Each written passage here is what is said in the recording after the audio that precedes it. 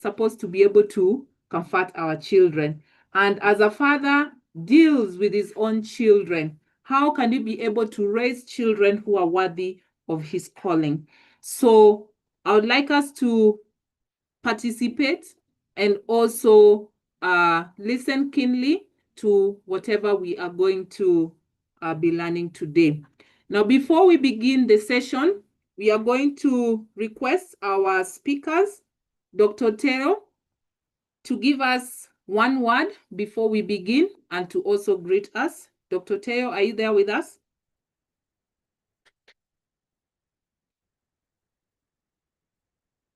Good evening, everyone. Thank you for the invite. Yeah, we are ready for this.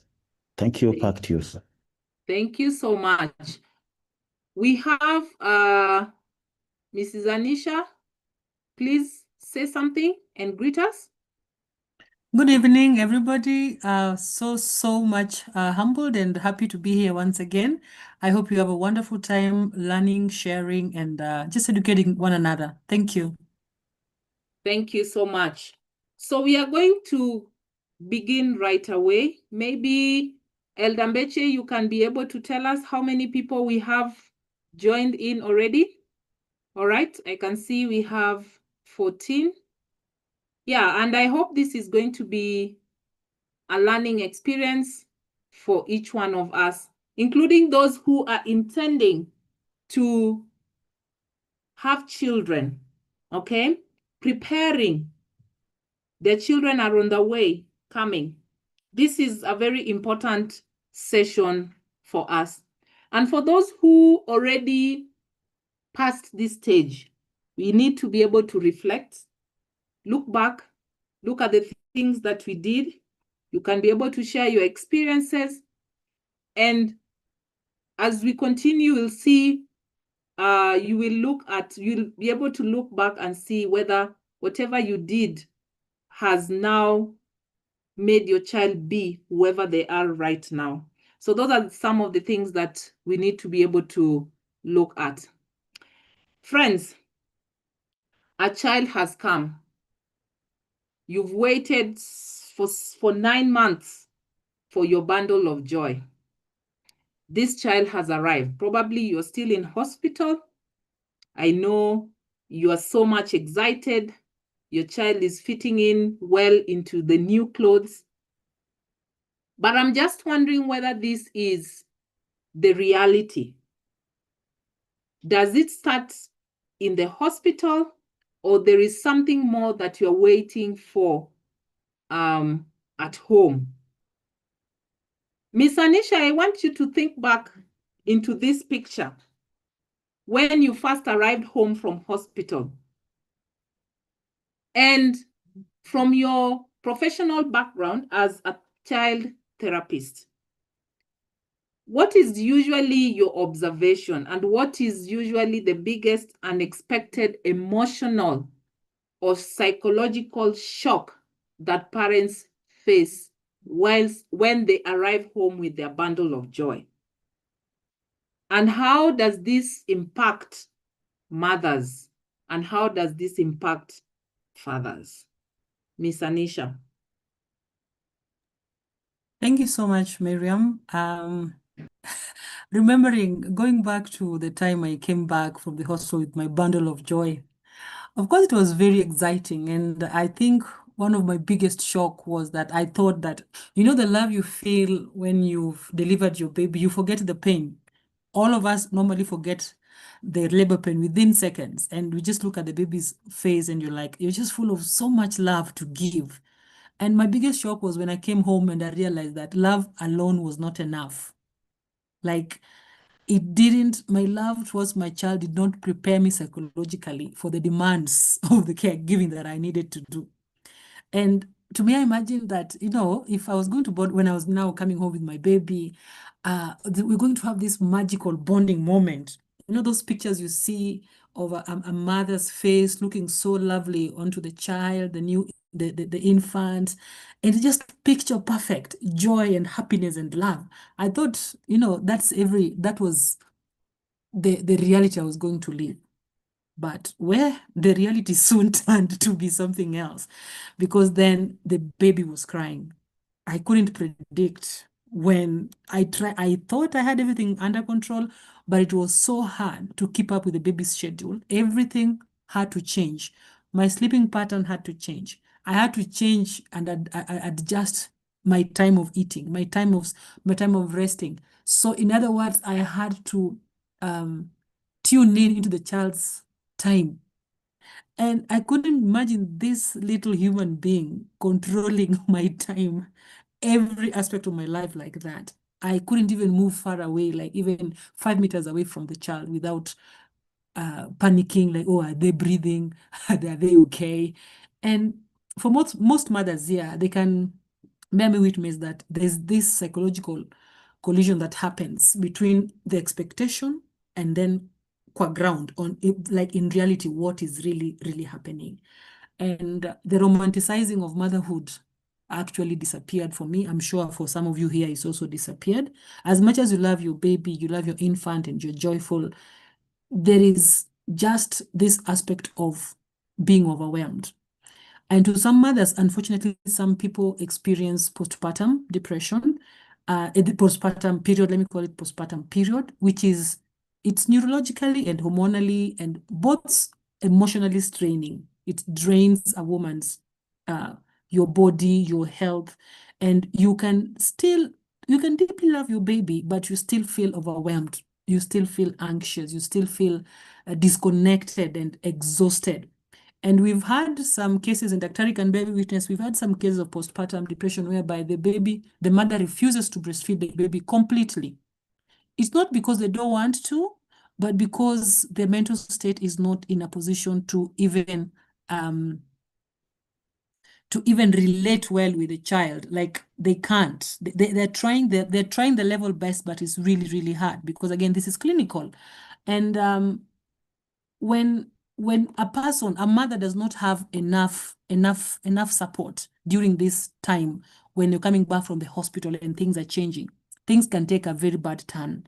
Unfortunately, some women even feel guilty because they don't want to, they feel like they're being ungrateful for the bundle of joy they've received. At the same time, they're like, the hormones are doing their thing, they're shifting. There's chronic sleep deprivation. Your nervous system is overloaded. And for those who don't have support, now this is the point where the birth trauma comes in, and some of them just say that I don't want to have any babies anymore. I don't think I have the emotional resilience to overcome this. And as a child therapist, I like to remind parents that babies are not only born physically immature, they are also born neurologically unfinished. So whatever needs they have, remember, they're still developing neurologically. So their brain is also adapting to the new changes, the lights, the sounds, the scents, your voices, like physically being there. And according to one of our infant brain developers, people who understand the brain much, his name is Dr. Bruce Perry's, he says that the infant brain develops from the bottom up in the early months. So the brain is primarily focused on survival and regulation. And so your baby is going to need to be regulated at all times. So if it doesn't matter if you're tired, you didn't sleep, the baby needs to be regulated. And that's why I think that when you come back from the hospital, it's really, really important that you get proper care, proper emotional support. I get back to you, Miriam. I hope I've answered some of the question. Thank you. Thank you so much, Anisha. Anisha, you experienced so much shock. And I think I also experienced a lot of shock. And hey, but you see this shock, you keep on saying we will not have, and then you find yourself with a second one. Okay, we'll leave that one for another day. Dr. Oteyo, kindly tell us, we know that there is shock. It is sure that there is shock. But tell us, what do you think fathers face? Or what was your experience when you first came back from hospital with your firstborn child, very happy, the fruits, the first fruits, what did you feel? What did you experience? Oh, yes, you could hear me? Hello, you could hear me? Yes, we can hear you. Wow, thank you so much, host. Equally, I was shocked, especially the pathway it was a bit low, 1.2. Then my first fear was, is it a baby or on a chupa? Because my daughter was extremely small. And of course, what I'm trying to concur with you, even fathers, we experience unique quite shock. And of course, there's an aspect of sudden sense of displacement becoming secondary in the home ecosystem, because you find that now life, those sweet things that we used to talk about ourselves are no longer there, because Madame on this other end, she's overwhelmed by, of course, for her was a Syrian thing. There's that pain that is coming from the scar. And then there's these demands. And this small one was crying, and we could not even understand what is really happening. So also we, as men, we experience immense pleasure to provide financially. And sometimes we overdo, especially our first ones. I remember I bought very many clothes without knowing that the child grows very fast. And some of them became not very useful as we were moving along. Then, of course, you see that your partner is completely transformed overnight into more like I can call it a consumed caregiver, completely tired. And you could witness the feeling of helplessness and isolation. And as correctly put by Anisha, sometimes this can lead into a clinical conditions or clinical conditions. I have to accept from the onset that mothers usually they experience what we call the baby blues, which are mild emotional changes that almost affect. Research shows it affects around 85% of the new mothers. And the symptoms can include mild crying, irritability, anxiety that start within 2 to 3 days of delivery. And naturally, it is resolved within 2 weeks without even medical treatment. However, there are certain conditions that come by, which is good for the men in the house and for the ladies to understand that when we see this, it is beyond the baby blues. But before I can give those conditions, it's good for us to understand the 5 criteria that we can use for us to know this is no longer the baby blues, but it is more of a condition. And it is characterized by the 5 Ds. Of course, the first one is duration. If, for example, you find that your spouse or yourself, you are experiencing certain thoughts, emotions, and behaviors that differ significantly from the social norm of expectations for the last more than 2 weeks or more, that tells you that that is no longer the normal baby blues, but a clinical disorder. And that is the aspect of D, that is the deviancy or deviating from what is a social norm or expectation. And of course, the aspect of the duration. And the duration that we are talking about is more than 2 weeks. If you experience that deviation of thoughts and emotions and behaviors more than 2 weeks, that tells you that is a clinical disorder. And another D that we can say that this is a clinical condition is the aspect of distress. If you find that that condition causes emotional pain, suffering, and very deep and presentness experienced by your spouse or yourself, already it is telling us that that is a clinical condition. Then we have the aspect of dysfunctional. That condition makes you not to fulfill your daily responsibilities. And of course, a danger to self. You become a danger to self. And commonly, there are 2 major conditions that have been evident, especially for mothers who have given birth. And that is the postpartum depression and the postpartum anxiety. So these two conditions, of course, they mean there's a slight difference in terms of the clinical indicators. For example, for the postpartum depression, when you feel excessive sadness, emptiness, and hopelessness, that is an indication you could be having postpartum depression. And we're talking about more than 2 weeks, and it is affecting your functioning. Then you withdraw from loved one, crying spells increases, and low motivation. Anisha talked about feeling detached, apathetic, and having interest in the infant, including you don't want to breastfeed. Then, of course, severe fatigue, changes in the appetite, and sleeping too much or too little. That is a good indicator of postpartum depression. Then on the other side, we have the postpartum anxiety, where there is persistent fear, dread, or extreme nervousness, and which leads to hypervigilance, especially that is characterized by the constant checking of the baby, and of course, over controlling routine. Then you are overwhelmed. There's overwhelmed worry about parenting ability or the baby's safety. And of course, this causes some aspect of physiological arousal like racing heart, shortness of breath, and the physical tension and panic attacks. So basically, these are some of the clinical conditions, and we have said you have to check with the 5Ds. And of course, once you suspect, you can go for professional help. Now, for the spouses, what do you need to do?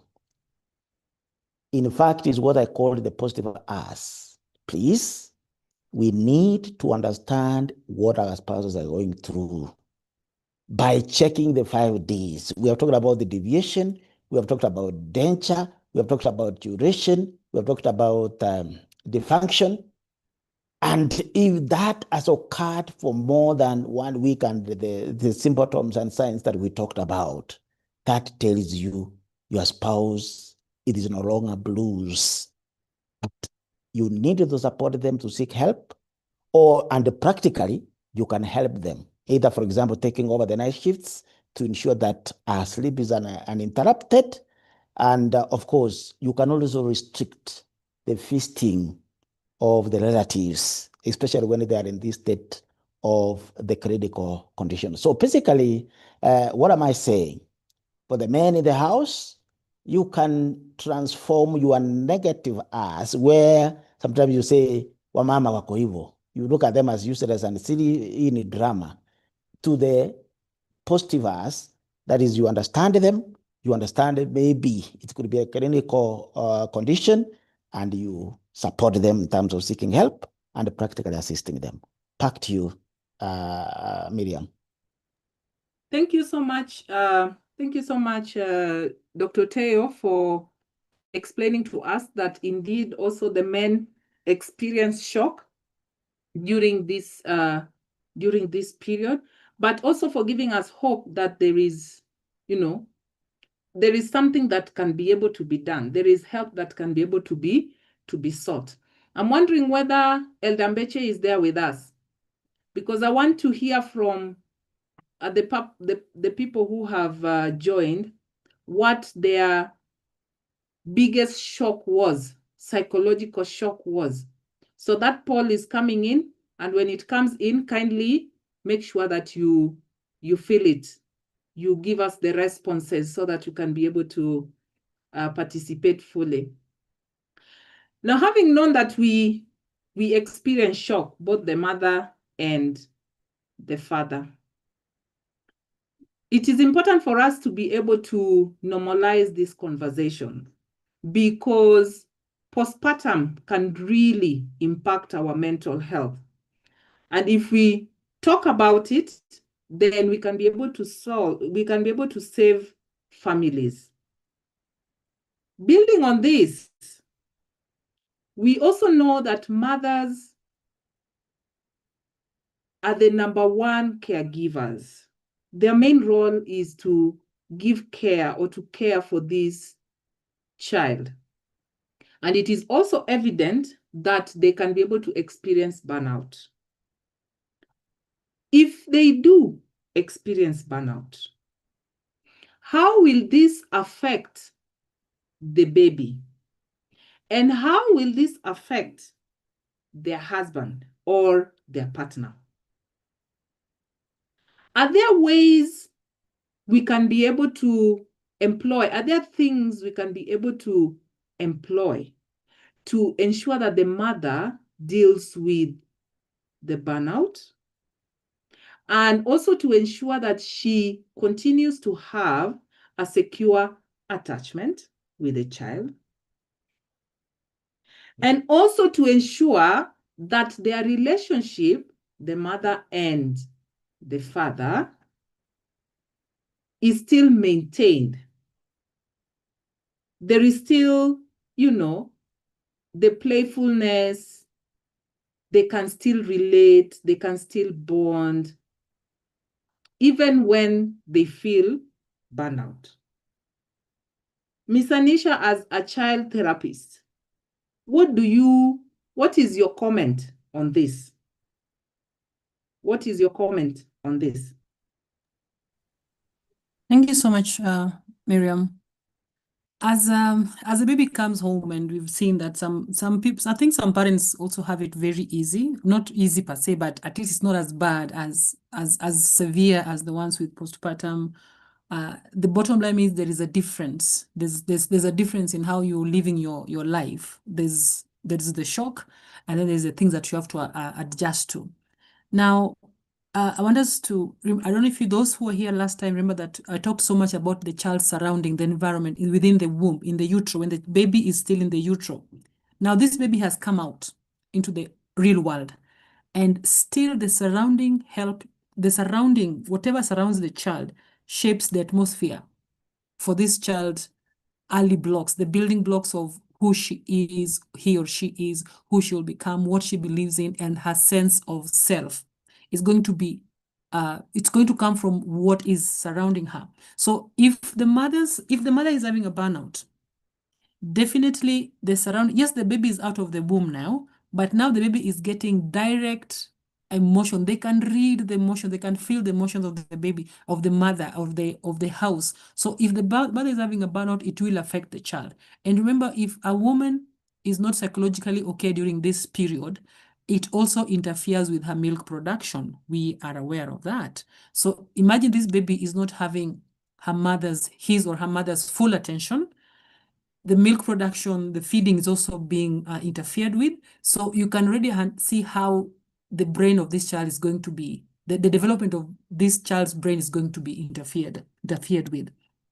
Now, when the burnout affects the entire attachment ecosystem of the home, all right? So this mother who's chronically overwhelmed, this mother who's emotionally depleted or unsupported, is going to be dysregulated, obviously. So whether they're feeding, whatever they're doing, the mother is dysregulated, which means the same is going to affect the child. So the child extraordinarily will be sensitive to the mother's facial expression if the baby can't see.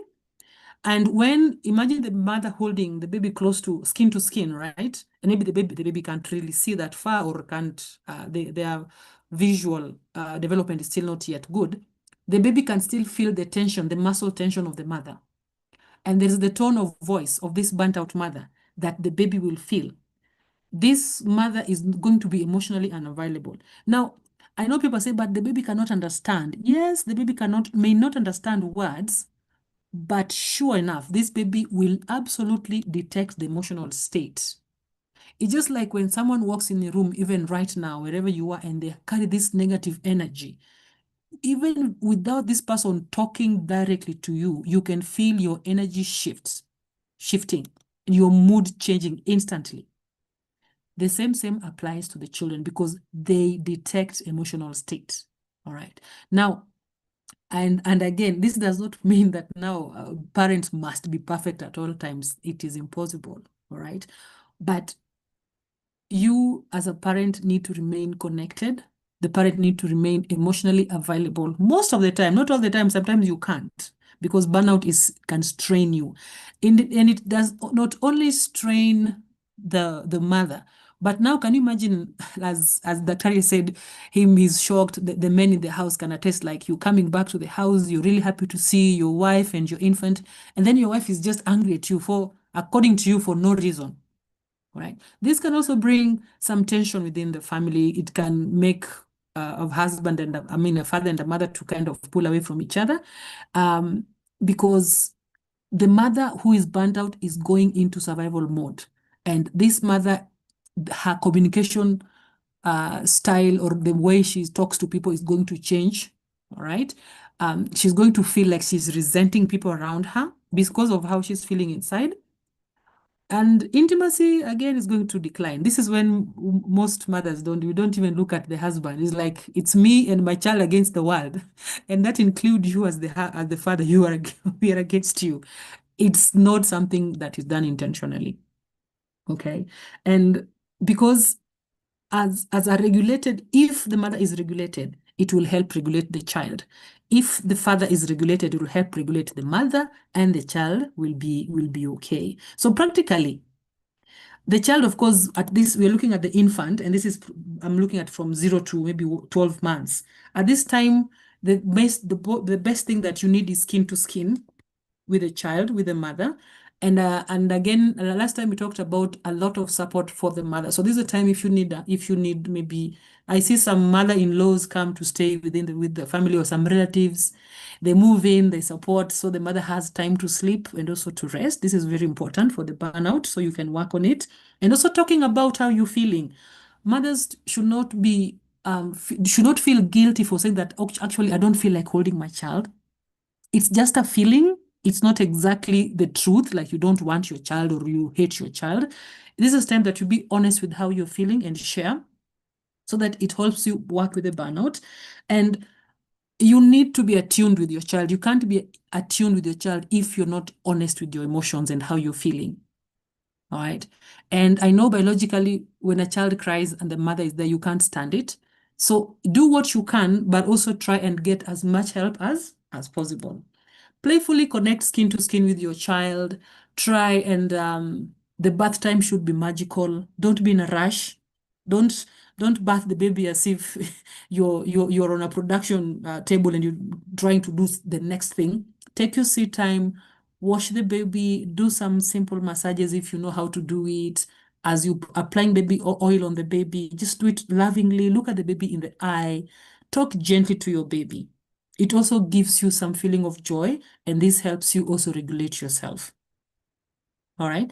And as you're doing that, also, if the father of the baby is also there, they can also help you during the bath time. It can be a very beautiful time for you to just relax and enjoy the time that you're having with your child. So the skin to skin holding, gentle rocking. If you love singing, please sing to your baby or listen to some soft music. During feeding, this is the most important part that I want you to get. When your baby is breastfeeding, please maintain eye contact. Please maintain eye contact. You're communicating to your baby, the baby is feeling relaxed, and you will feel relaxed. And slowly, slowly mirror the facial expression that your child is giving. After 3 or 4 months, they can do some facial expression.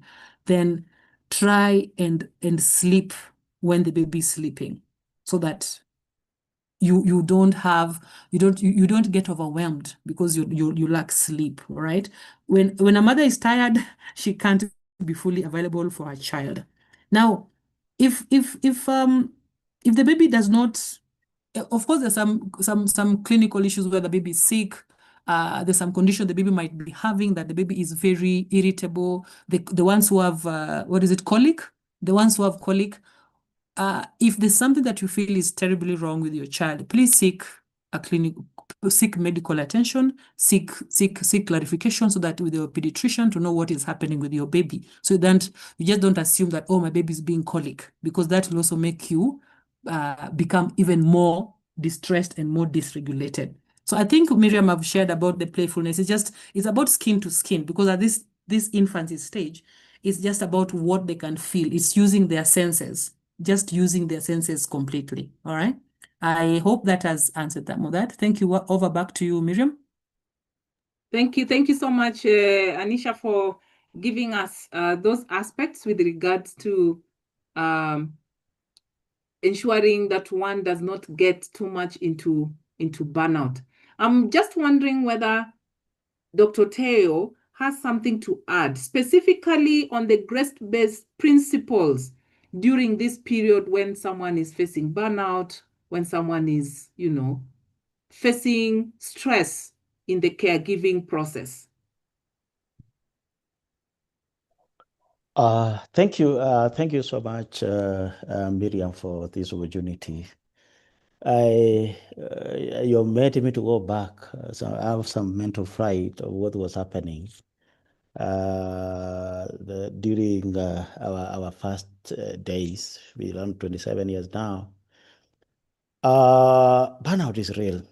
Burnout is real, and it really manifests in various forms. Some aspect of emotional exhaustion, a feeling of parenting incompetence, and some kind of physical. In fact, it affects the relationship, even in the relationship with your house. There is some kind of dehumanized state that you find yourself very easily irritable. Especially, you see, madams, you are given a leave of 3 months, as we are given 2 weeks. I remember sometimes I could come in the evening and our conversation would be very, very, very difficult, which was an indication of some kind of dehumanized kind of relationship that we were having. And this was happening with the constant demands of caregiving, where the baby is crying, sleeping during the day, not in the night. Then, of course, the intermittent sicknesses, asthma-like, toothing pains, constipation, colic pains, as Anissa talked about. Then the worst was because we were staying in a compound, Plot 10, where there are very many people. We were flooded with advices about medicine can't work. Madam, being an area, when always they could see using the modern medicine, they say, no, concussions could work. So that is the state we were. And let me tell you, with such a kind of emotional exhaustion and feeling parenting competence, the only thing you need is grace. And I wanted to take the audience through that there are two major aspects here we are looking at: grace-based caregiving and grace-based parenting. There's a thin difference here. Grace-based caregiving, in fact, is about service. It's about giving a service for immediate preservation of safety, security, emotional peace, because you have fulfilled the biological drives. The child is in need of food, you give food, the child gets satisfaction. The child is in need of water, thirst, you give it some kind of satisfaction. The child is in need of, for example, excretion has happened and he needs comfort. You clean, he gets that. That is more of caregiving, giving a service. And of course, this creates an aspect of safety, an aspect of peace, an aspect of security. And I can tell you, you may not be perfect in this, but it requires unconditional love, whereby you fulfill three biological needs of the child 30 times. The need for security, the need for significancy, the child to feel important. You remember, Anissa talked about that when you are feeding the child, please don't put yourself out. We're going to look at then the variance and how it affects that, and the need for strength. Because the moment we fulfill some of these needs of the child, because the child is helpless, the child is vulnerable at that moment. In other words, we give her safety and security. We give her or him that need of significance, that you are giving them purpose, that appreciation, like you are breastfeeding and you are doing the skin touch that Anissa talked about. And of course, the need for that strength or hope that we are giving. That is more of grace-based caregiving. But the grace-based parenting, this is sowing, kupanda, the character formation in the child through emotional regulation. And that leads to secure trust and attachment. Good friends, get that difference. The other one, you are giving a service. This one, you are sowing a character. And the only way you can do that is to recognize the 4 types of freedom of the child. The child is not a micro adult. No. The child is the child. Give them the freedom of vulnerability.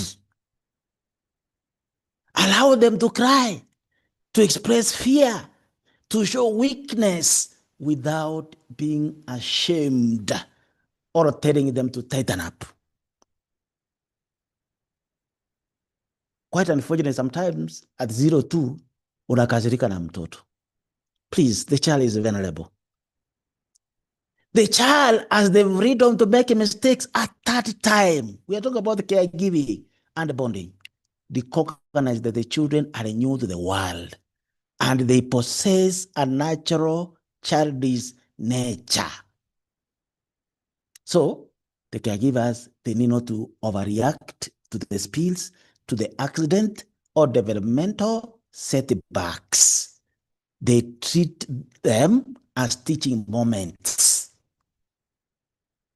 Because it is very traumatic when you shout to this child.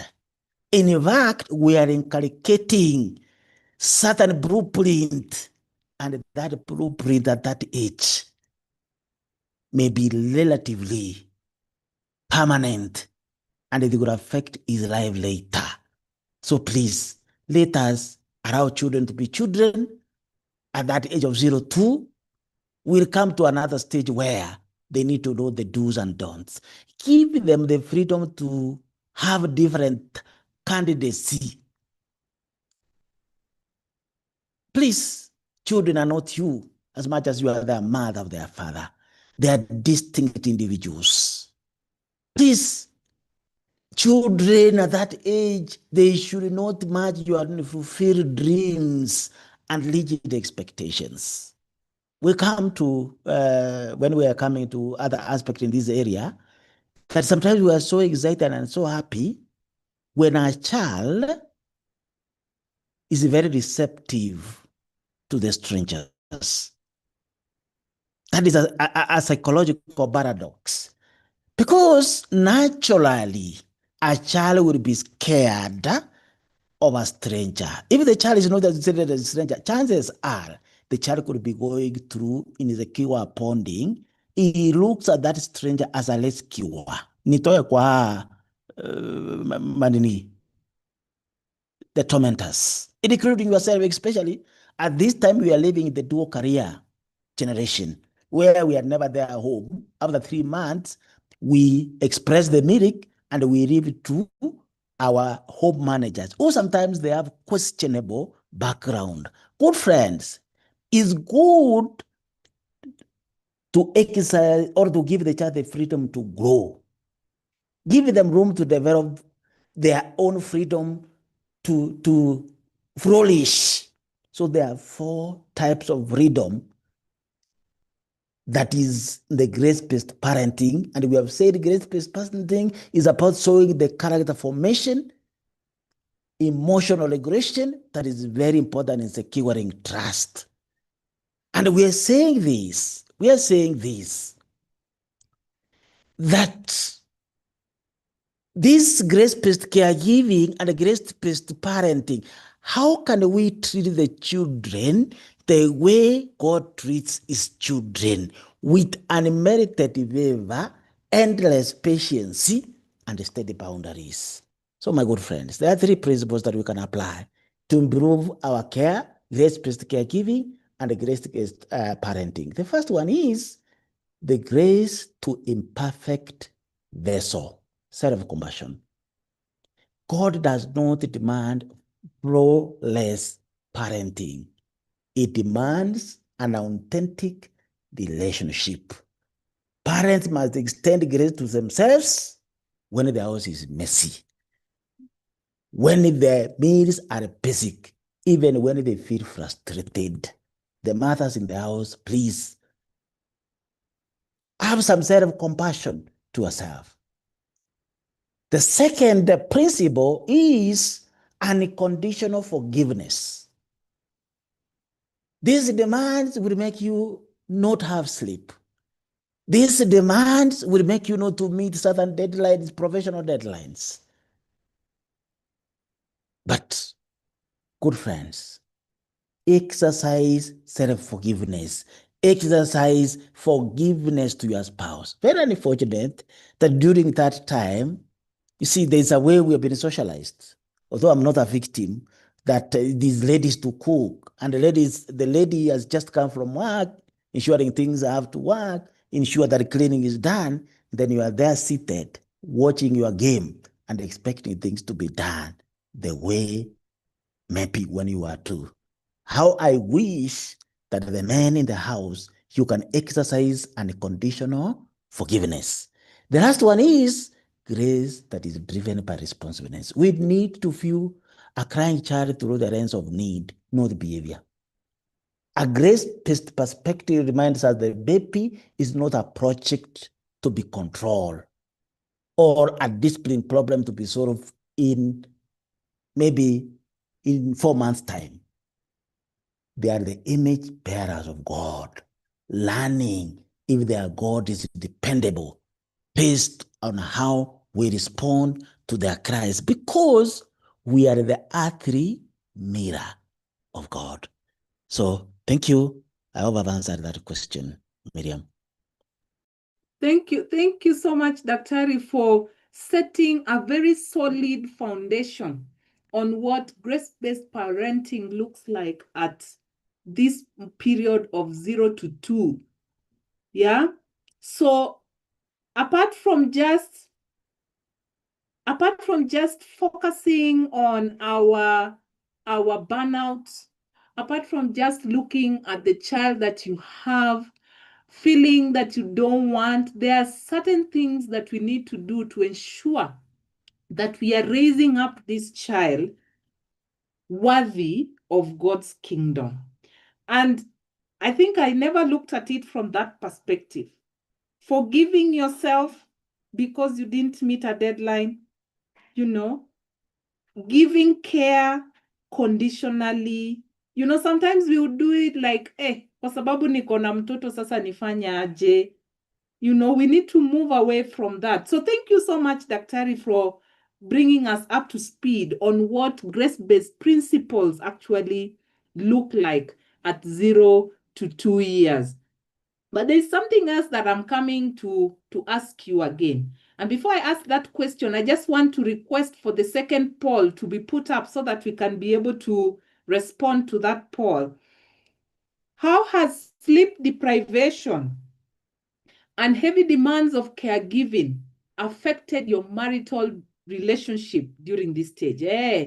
We have partners, and sometimes they feel like, tangu huyu mtoto hata sijui mbona huyu mtoto alifika hapa. Yani we are miles apart.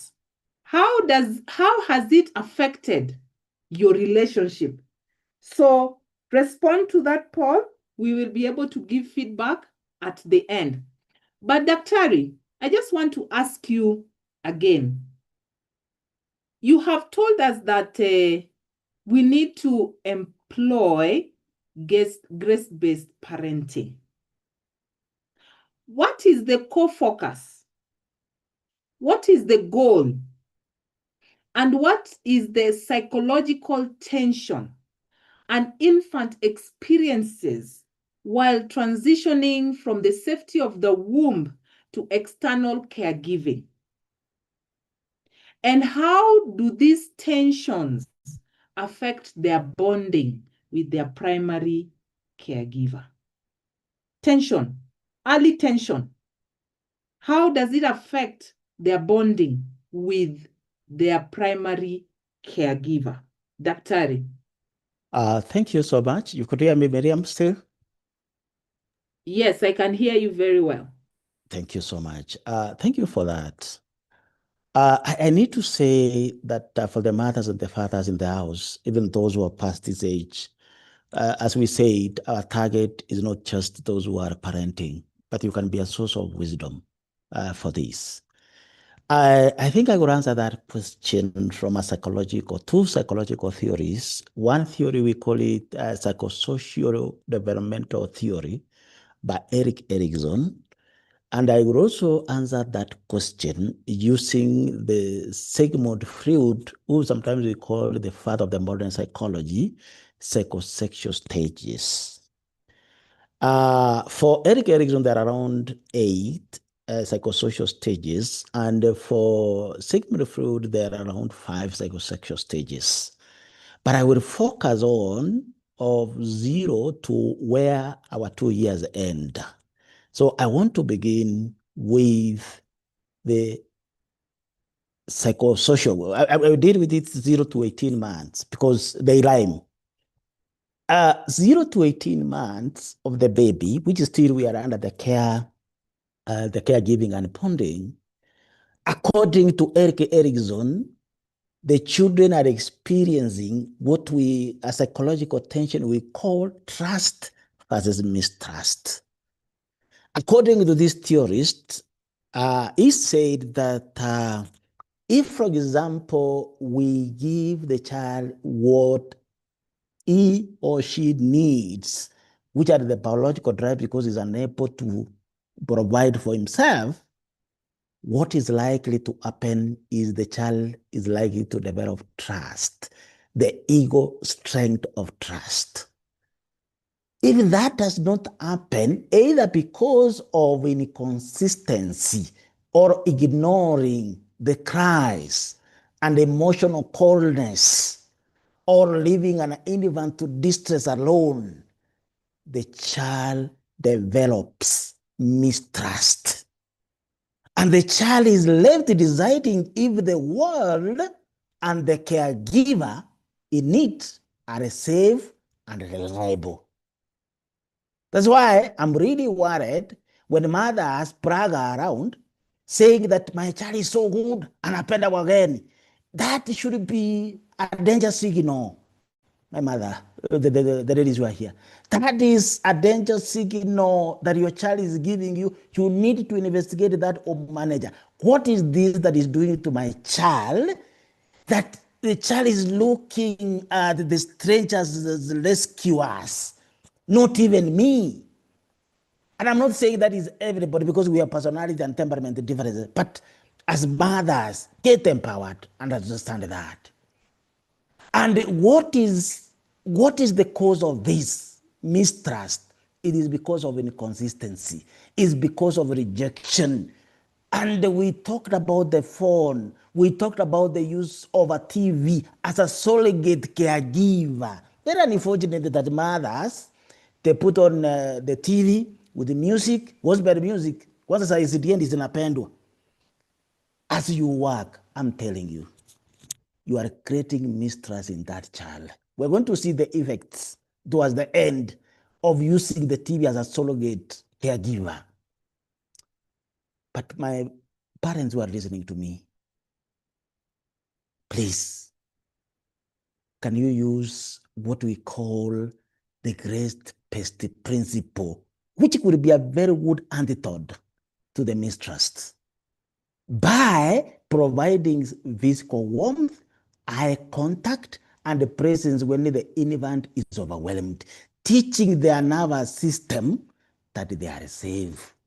And this will lead to secure attachment, deeply trusting, emotionally optimistic, and comfortable with vulnerability and capable to deal with hardships. Because this one is not safe. But if it is not safe beginning from the home, where am I safe? This reminds me about the Lakitobes music. I'm living in a crazy world. Now, the same stage, this is how Sigmund Freud looks at it. He called it the oral stage. According to Sigmund Freud, the oral stage is where, according to Sigmund Freud was saying, that every stage in development, there's what we call erogenous area, the area that drives pleasure. And in this stage is called oral, the area of pleasure is the mouth. And the child gets satisfaction by the breast, that is sucking from the mother's breast, or the bottle. And that it manages area dependency. But if that doesn't happen, there is vexation. The child gets vexated, especially this aspect of breastfeeding. It's not a substitute. Mothers, when you come back home, please, it is health to breastfeed. Ladies, of course, I know we have put the standards. The men in the house, we have put the standards to our ladies that they should continue having farm poops. Let me tell you, you will get the farm poops by the lady not breastfeeding the child. But I'm telling you this, you are doing damage to that child because the child will be understimulated because he gets stimulation from the breast. Then, or is overstimulated. Even those ones who overindulge. I've seen people breastfeeding up to the age of sometimes 5. Are we there? Some of us, I remember I used to go to my mom's marketplace. I'm standing and I'm breastfeeding. I'm telling you, we are making our children to be vexated. And we have personality disorders that are associated with that vexation. Research has shown, especially people who are pent or with addictions, especially alcohol, they may have been vexated in this stage. Because, and the majority of the people who are vexated, you will find that for those who were in the other world before you came to church, you will find the majority of the people who are vexated at that on stage. They drink alcohol from the bottle because they want to continue enjoying the excitement that they missed when they were young. Allow me, my sister, to bring the aspect of the second aspect. It's 18 months to almost 3 years. Now, according to Eric Erikson, he calls it autonomy versus shame and doubt. This is where the child is trying to have some autonomy, some independence, especially in the aspect of toilet, bowel control. And let me tell you, this is the ones that we do, especially with the coming of Pampers. We are not only damaging the married generation because we are subjecting our married children to too much heat, especially in the reproductive organs. That is why they are hanging out here, for them not to be subjected to too much heat. I'm looking at that in the forward, moving forward, we have very many people who their sperm count or strength is down basically because they were subjected to the Pampers. How I wish during the night is okay, but during the day, in encouraging and use of Pampers, we put a potty somewhere. Potty toilets don't move. This issue like a Kimbiza.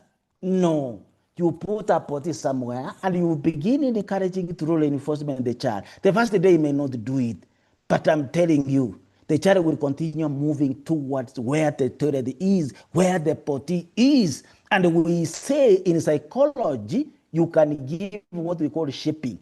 That is rewarding successive attempt or approximations of the behavior that you need. I can tell you, my last born son, the grand finale, when I was doing the training, it was so exciting. The day I came home and I found that he has done it in the potty. The first day he didn't do it. The second day he was walking towards it. A child happened, but the day he did it, the house was warmth of joy. That day I did it. So, good friends, Why are we causing shame and doubt to our children basically because of simple toilet training?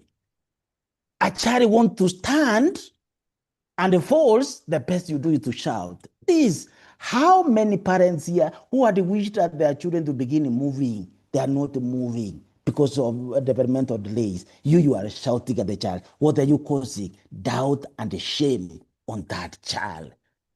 How I wish as parents we will allow our children to explore what we call age-appropriate choices.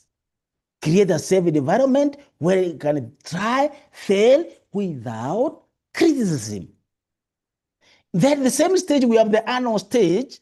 In the anal stage, according to the same fruit, the center of excitement is the anus. The child feels good when he releases or excretes. Mothers in the house, sometimes you are wrong the child without a pamper. Then he excretes. The best you do is to shout. Let me tell you the damage you are causing on that child. Because is that going to change?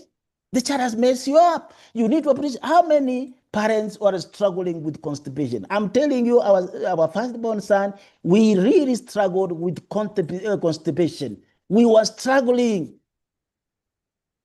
But your child is doing it so well. Instead of being happy, what do? Excessive rigidity, punitive training, yelling, shaming the child for the natural accident and the normal things that are evident. And that does not mean we also have excessive leniency. Please, that will make a child to be fixated. And research has shown people get fixated in the anal stage. There are two behaviors. Either they will be extremely perfectionists or they are messy in their life. And what are we saying, good friends? How I wish when we recognize this, we look at the best grace-based parenting principles that we can apply, not that we are excessively rigid, not that we are excessively lenient. We give our child a balanced, safe, secure life because you have applied grace-based parenting principles. Thank you. Miriam, back to you. Thank you. Thank you so much. Thank you, Dr. for bringing us up to speed, telling us that any tension, any form of tension can really affect how the child turns out. And it can also affect how they bond with their primary caregiver. Now we have another poll. I'm wondering whether we are responding to this poll. This is getting exciting, and personally, I'm just reflecting back to what I used to do, and I'm wondering whether I was doing the right thing, and I'm trying to link that to the behavior of my children just to try and see whether that affected them in one way or another. And I believe if you are the same stage as me, you should be doing the same thing, because psychology is very, very interesting, and it is psychology in a grace-based manner, trying to help us to see how best we can support our children. Now we have a poll here. When an infant under 6 months cries persistently after being fed and after being changed, what is your belief or what is your reaction to this cry? Okay, so that poll needs to come up so that participants can be able to respond to it. Dr. You have told us that being calm when handling a child, an infant in this case, alters their brain chemistry. And I believe it's altering it for a good cause. This also means that children are not passive participants, but they are active participants. And in this case, they are receiving that energy. Now I'm wondering, as a play therapist, what kind of plays do we need to engage in with our child Is it okay to start talking to a child at this point? Is it okay to start singing to a child at this point? And what does that mean? How does that affect their personality? How does that affect their behavior? And how can we be able to train our children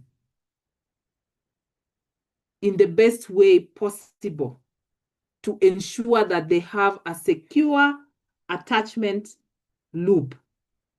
Anisha, tell us something around this. Thank you so much. Thank you, Dr. for that. I really find Sigmund Freud's developmental explanation, the stage is very interesting as well. Now, I know people are saying that, okay, how can an infant play, right? How is that even possible? Remember, it's when you look at in play therapy, when you look at the definition of play, we say that play is a universal language. Play is a language of a child. Now, it's not a luxury. It's a biological necessity for development. I repeat that. Play is a biological necessity for development for the child, for this baby. So if my baby plays, if I play with my baby, play equals to regulation, because with this play, the baby is going to have expression. Through expression, there's going to have exploration. Now, mothers for toddlers, I know you've seen your babies, they follow you everywhere. You turn around, they're behind you. You go to the toilet, they're somewhere there close by. And someone once said it's like the umbilical cord never truly detached. So it keeps following you around everywhere you go. And maybe once we understand that, they'll be like, it's okay. They can follow us around because they just want that proximity. And Dr. Oteyo has talked about attachment. Secure attachment. Now, attachment is a lasting psychological connectedness between human beings. Is the father of attachment, John Bowlby, this is his explanation of what attachment, definition of what attachment is: a lasting psychological connectedness between human beings. And here we're looking at the connectedness between you and your baby and your infant. And the way that you can truly do this, of course, from your womb, now the baby is outside, is through play. Because I've said play is a language of children. It's not a luxury, it's a biological necessity. Now, the greatest misconception, Miriam, I feel that people have is that play can only begin once a child has started speaking or the baby can run around. And some men even refuse to carry small babies because they say, "Huyu bado hajui kuongea, they can't speak, so I don't want to carry. The baby is too small or too young." Play can begin as soon as the baby is born. Okay, and it's fundamental for this relationship between the mother and whoever the primary caregiver for them. And when you talk about play, I want us not to just think about toys. It's just not about toys. It's about interaction. Play is interacting. So it's about the eye contact. It's about the facial mirroring. You've seen when babies look at your face when the mothers are breastfeeding, and then mothers make funny faces, the baby laughs, or the baby does something and the mother mirrors it back. So mirroring is just repeating or copying what the child is doing. That is interaction. So when you're doing this, you're actually playing with your baby. It's also about your movement, how you're moving with the baby. For those who've had colic babies or baby who are very fussy at night, they can't sleep well, when you're rocking them back and forth, you're singing gently, you're tapping their back, that is, you're interacting with the child. And what also you need to do at that particular moment is have something called emotional synchronization. So your emotions and the baby's emotion is synchronized. And this is where the regulation, the co-regulation comes in. So in attachment-focused play therapy, you often say that before children speak with words, they speak with behavior, they speak with sensation, they speak with movement, and they speak with emotion. So through the baby's behavior, the child is actually speaking to you. And an infant is constantly studying you as the caregiver, as the mother. Constantly, they're always looking at you. They're going to ask. Then the first few months, the ones that we're talking about, the infancy months, they start to have expectations. So this baby is going to cry, and his or her expectation is, what happens when I cry? Will people come to my aid? Am I safe when I'm distressed? Do my emotions overwhelm others? So for the mothers who are dysregulated, when the child is dysregulated, the baby learns that my emotions are uncomfortable, they make people around me uncomfortable, and they're not welcome. So either I should not cry or I should not do anything. And this is where babies start developing their attachment styles, as Dr. has mentioned a little bit. This is when the baby starts developing those attachment styles, because if the child's needs are met, then the baby believes that the world is a safe space, I matter, my needs matter, and if I'm in distress, someone is going to come in and take care of my needs. And now these are the repeated interactions that create the attachment templates. All right. So some time back, I think in Romania, the reason why the play and the attachment issue came up was years back in Romania, there was an orphanage where babies were left in their cots and unattended to, only maybe once when they're being fed or changed. And for so long, they kept crying. Then eventually they realized that no help was coming. The baby stopped crying. And of course, this is another attachment style that we'll probably talk about in our later segments. Now, you should learn to observe the temperament cues this baby have. And the small ones, naturally, they're very highly sensitive. They're slow to warm, and they seek sensory interaction. And sometimes they can be easily overstimulated. And once you understand this as a mother, this is when now you can now bring in the playfulness, try and get the baby to regulate as much as possible. All right, because if a baby is highly sensitive, they can cry excessively, and maybe sometimes they don't like bright lights. Sometimes they don't like loud environments.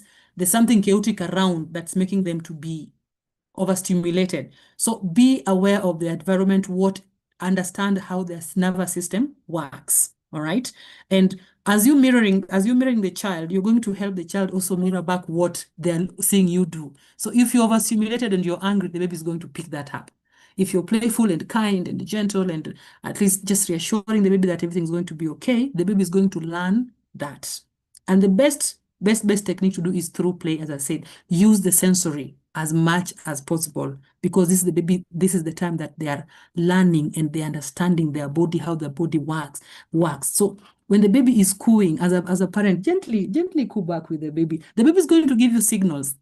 Sometimes even the way they move their bodies, you can tell something's about to happen. You can tell when they are kicking their little feet, they're starting to get something is upsetting them. You can tell. And I've always seen this thing where the baby starts crying and the mothers just shove the breast in their mouth. And I'm like, I don't even know if the baby is hungry. So you're just shoving the breast in the mouth here. The baby cries, breast. Maybe they're having a stomachache, breast in the mouth. They want to sleep, breast in the mouth. They're constantly always being given the wrong thing. So we should not misread the cues that the baby are sending us. Let us see, also understand our baby's routine. What time does this baby sleep? Sometimes it's hard when they're young, but you can always tell because they're constantly giving us cues of what the emotional needs are, or if they're hungry, they're feeling unregulated, they will. You can also tell from their voice expression. And there are those cries, I know mothers can testify here that they're that cry that when your baby makes, hii ni kujifanya. Yeah, I know that cry. It's not serious. And this one I know they're hungry. This one I know they are having a tummy ache. This one I know they want to sleep. So the babies are always giving you cues. Just learn to know what is it that the child needs. And once babies' needs are met, their brain gets this experience that, oh, actually, I am seen. I matter and someone understands me. And parents, this is the beginning. This is the beginning of emotional identity for children. And this is the building block of secure attachment. So as parents, you must track your child. Track what is it that sets off my child? What is it that calms my child? And as I said, play is just not about toys. It's about interaction. And also understand your child's personality. You can start. As I said, some kids are very quiet, some kids are gentle, some kids are, they just, maybe sometimes you say that the apple does not fall far from the tree. It's maybe that's how you are as a child or whatever. But try and understand, try and track your baby's development and the patterns, and that should help us. Just remember, play is just not all about toys, it's about interaction. Thank you so much, Miriam. Thank you so much. Thank you so much, Anisha, for taking us through this and telling us that we are not just entertaining our babies when we play with them, but that is the first language that they understand to ensure that they are safe, to ensure that they are secure. Okay? And I'm just wondering if we don't do this, because sometimes we have so much burnout, we cannot even smile to our bundle of joy. Nasema hebu kunywa hii matiti, and just as as Anisha has said, any cry, hiyo ni njaa. And even our mothers would tell us, hebu angalia huyo mtoto ulimnyonyesha vizuri. Okay, I'm just wondering, if these needs are not met, if the child does not get the satisfaction, or if they're crying for breast, you give them, you probably think it's a diaper. If you don't interpret that cue very well, what is going to happen? And how does this manifest in their adult life? Daktari, as a psychologist, take us through this aspect.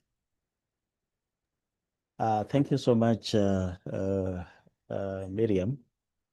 This one I will answer it using my two specialties. My first training was in linguistics. Thank you, Anisha, for taking us through the neurological blueprint that we need to ensure that the child gets. My good listeners, I have to tell you that from my linguistics background, language comprehension precedes language production. Long before the baby can say, Mama, Dada, their brain language centers are working aggressively. Because the language comprehension develops months before language production, and anyone is able to decode their world entirely through nonverbal cues and lip reading. I don't know many of us that we have seen a child bursting into a cry. You are quarreling, you are having a very serious exchange. The child next to you, it means, is attending to your conversation. Then the child all of a sudden bursts into crying. It is because linguistically, language comprehension precedes production. The brain language areas, especially the Winnica area that is responsible for language production, it is very active at that age because the child is able to decode the world through the non-verbal cues and lip reading. So, and usually children communicate, as correctly put by Anisha, through cries. So they convert your argument to the distress. And they suddenly passed. What happens? They release the toxic stress hormones, cortisol, and adrenaline, which is there either to run away or to fight. And remember, it began from environmental stress, from your arguments. And when the neurological blueprint of the child is loaded by cortisol and adrenaline, cortisol is the stress hormone, this affects the amygdala. The amygdala is part of the brain that is center for emotions and memory. This makes the amygdala to be always in alert, ready for danger. That leads to hypervigilancy. So always scanning for the next threat. Then it also leads to attention deficits because there is a very near connection or communication between the amygdala and the prefrontal cortex that is responsible for judgment, that is responsible for listening, that is responsible for attention. So you'll find that the child is more likely to develop attention deficits. And remember, attention is very important in learning. So when you see your child is delaying in learning, sometimes don't blame your teachers. It's because of what you did when they were on this stage. But let me tell you, and this is what our sister has said before I go to the question that I was asked. I love biological psychology. It's my love. I love it because it tells us how human beings, the nervous system and endocrine system work together to make us what we are. And the doctors in the house, I'm sure that is some of the other things that you learn in your medical school. There's an antidote. And the antidote is the release of the oxytocin hormone, which is an hormone for security and love. And that hormone for security, which is the bonding hormone, it is also accompanied by the release of the dopamine, which is a neurotransmitter for pleasure, and the endorphin, which is an hormone for relieving pain. Let me tell you, that oxytocin that is actively deactivates the amygdala, which means it is going to remove, is an antidote to the cortisol. It becomes a neurological shield. And that can be seen in the personality of the child, even when they grow. Because a brain that is packed with oxygen during the infance grows to a robust, highly connected prefrontal cortex, and you'll be able to see when this person grows up, you could have excellent emotional regression with a deep focus, high empathy, and a stable sense of self-esteem. Let me tell you, majority of us, we lack that self-esteem, and we are struggling to wear a false fresh life, which we are not, and which is the source of our stress. In fact, we have been victims of the flexi trap. We want to live the life we are not. Now, let us see, when these stresses are there, what does it have in affecting the attachment? The first thing that we need to say is, when we ensure we have attended to our children, when we ensure our children our focus is there, the children are likely to develop secure attachment, such that this is demonstrated. These are the signals for you to know whether my child is secure or not. When a child cries briefly when the mother leaves, and they greet the parent with joy upon return, and is easily comforted by their caregiver, and they are able to explore the environment confidently, that communicates you that that child is a keyword. That is why my emphasis is, you see, please, mothers, don't be proud. Father, don't be proud. That is a signal, a danger signal. And let me tell you, that will be seen when they grow up.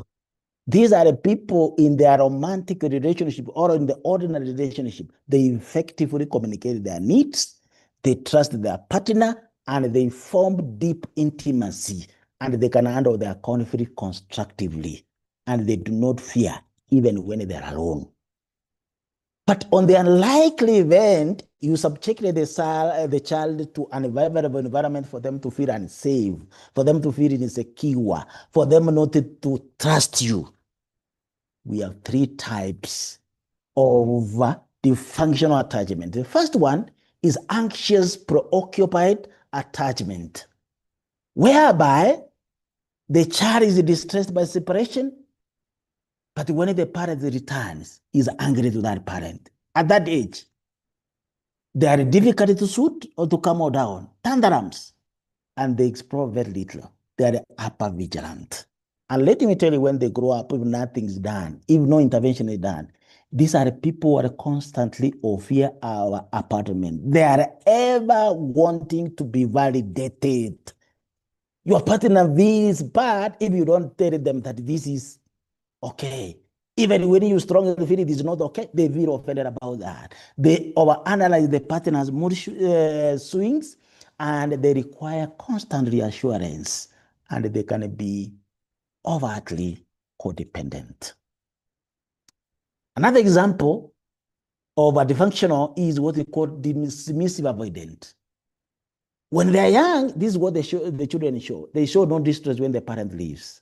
It's like you are not important. Actively, they are avoid the parent about return, and they suppress their fears and physical distress. These are people when they grow up because of that insecure attachment. They equate intimacy with the loss of freedom. They pull away when relations get closer. Our young people sometimes are having commitment phobia. Could it be that in this dismissive avoidant attachment? And they keep emotional walls high, and they deal with conflict by shutting off. I don't know whether anybody here could be experiencing such a thing.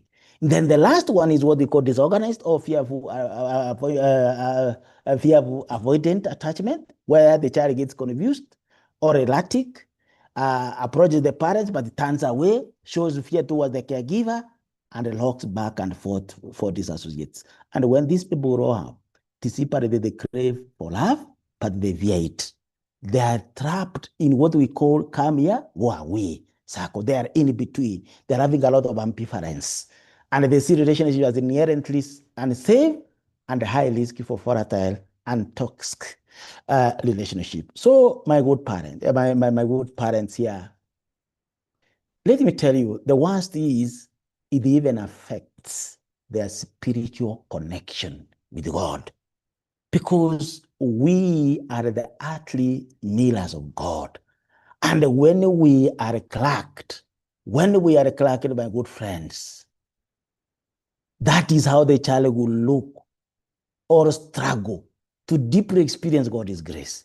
They will often view God as a distance, punitive and completely unreliable. They struggle with prayer because unconsciously the infant wiring reminds them that when they crowd out in distress, no one came for them. Healing these adults requires a deep psychological work and profound intervention. But remember this, there is always hope at the end of the tunnel, because our God is restorative, and there is unconditional grace for God, that even those who have insecure attachment, even at this age, God is using professional helpers like me and Miriam and others out there to assist you get a secure attachment. At a private level, you come, we are the minister attachment adult scale, we find where we are, and we assist you, and then God's grace, who is the wonderful counselor, will be able to make you move on because of his unmerited grace. Thank you, Miriam. Wow. Wow. Whatever we do determines the child that comes, determines the child that becomes.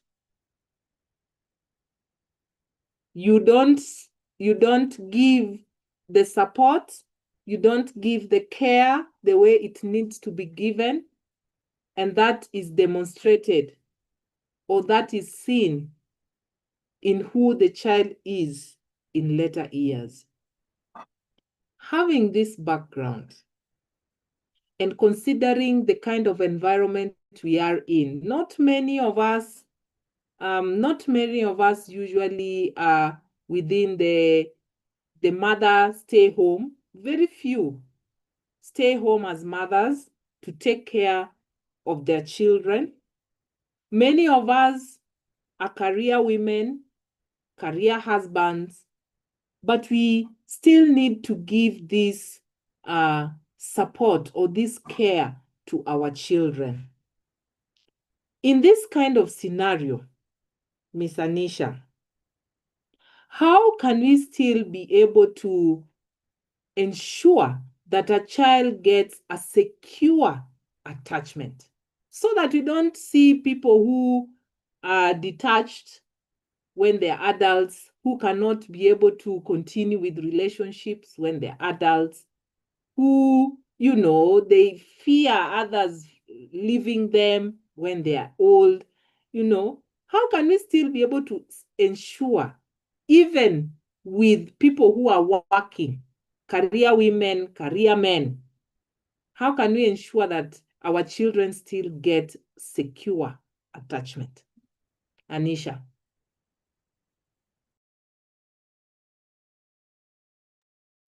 Thank you so much, Miriam. Thank you so much, Daktari, for that.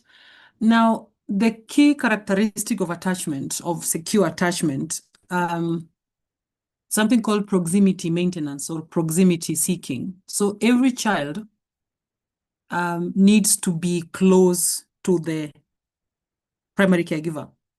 And this is why, as babies, when they are starting to just learn how to crawl, or they're crawling, they'll crawl like they'll take a few steps, or maybe call it crawls, and then they'll come back, check if you're around. Mothers, you see this a lot. They'll be playing once they start maybe walking, holding things and walking around. They have to come and confirm that you're there. That is the main characteristic of attachment, maintaining proximity. I need to know this is a child's desire to be close to the primary caregiver, all right? And then there is safety. This child knows that the primary caregiver is a safe haven.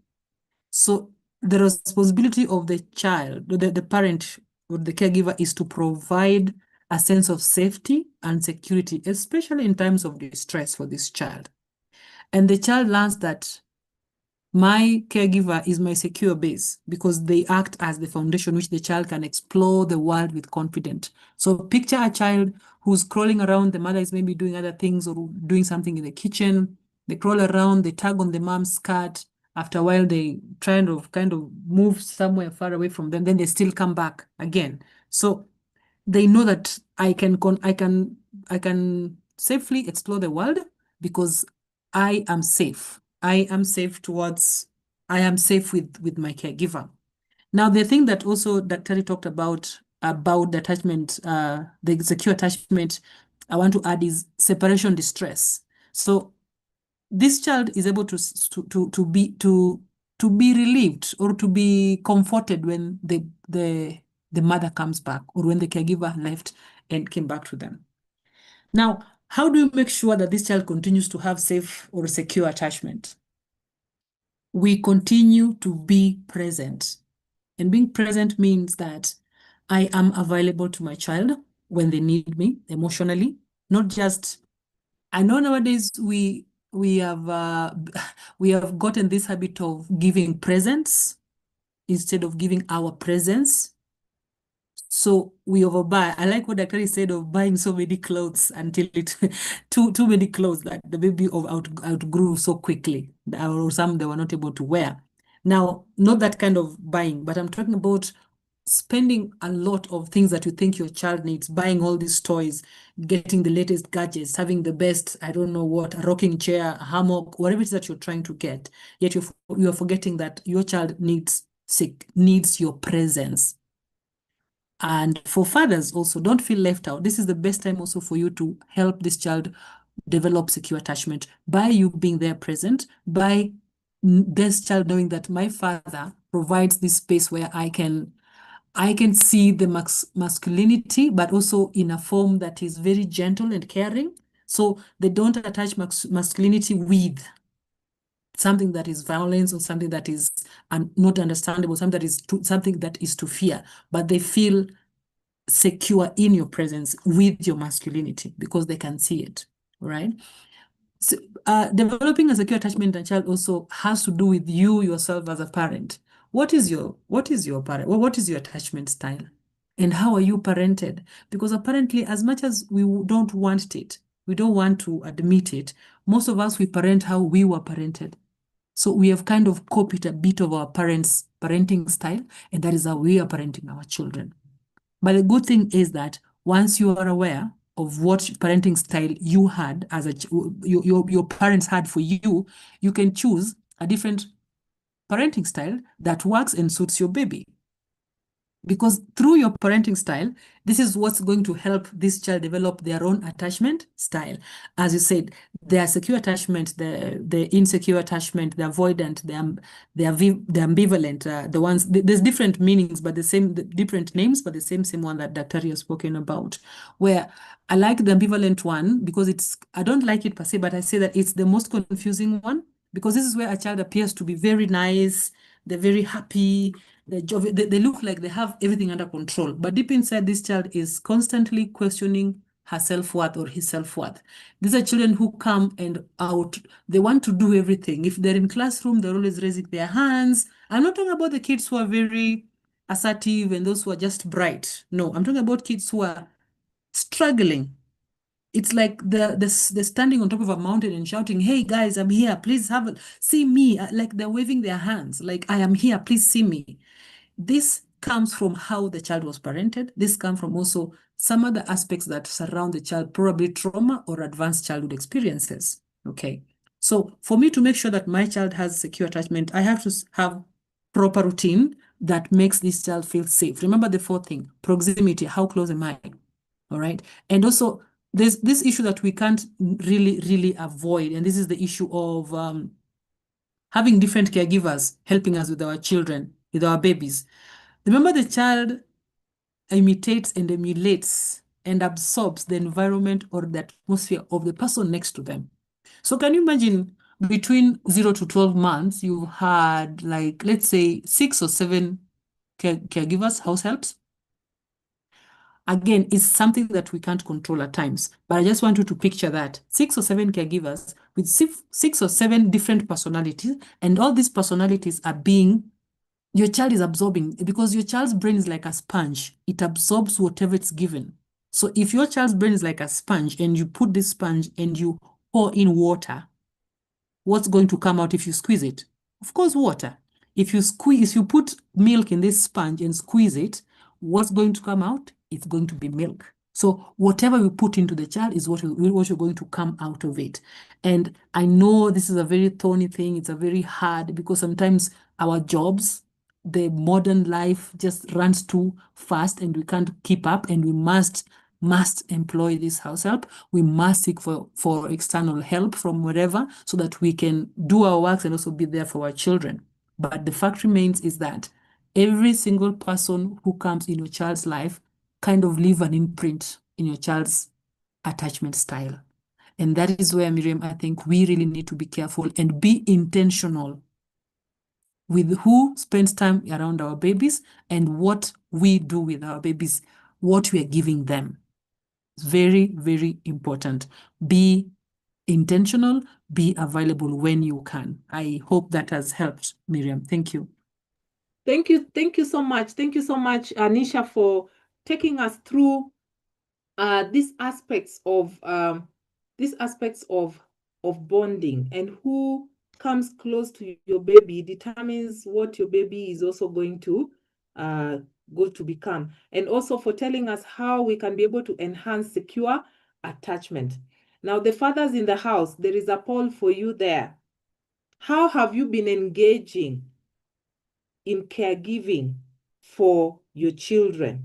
And as we respond to that poll, I just want Daktari to be able to tell us what specific psychological or practical strategies we can have to deeply, as fathers, bond with our infants, okay? So that it does not look like it's only mommy who is doing this work.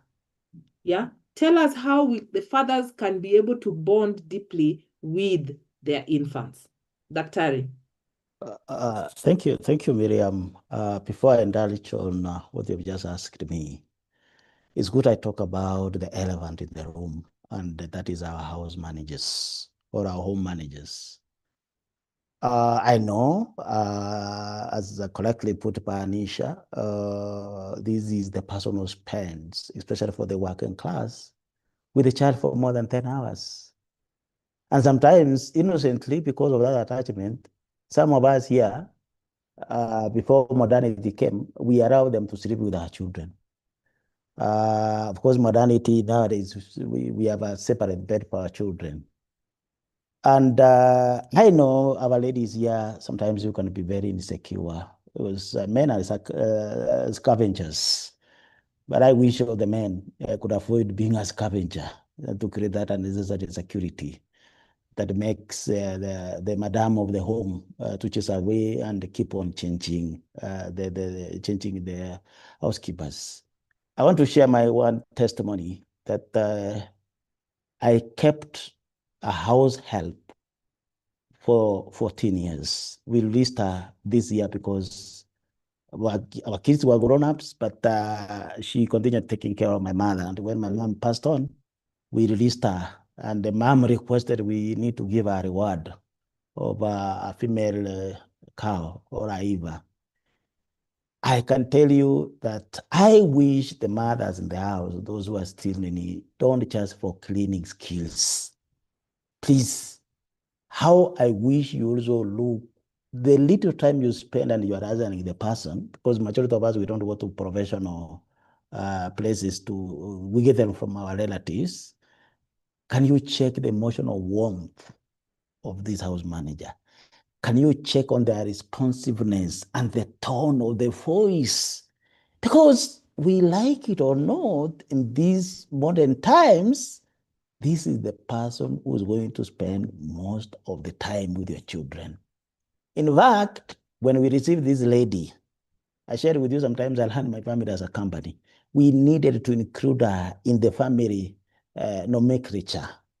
In fact, like in our family, each one of us has an adjective that best describes you.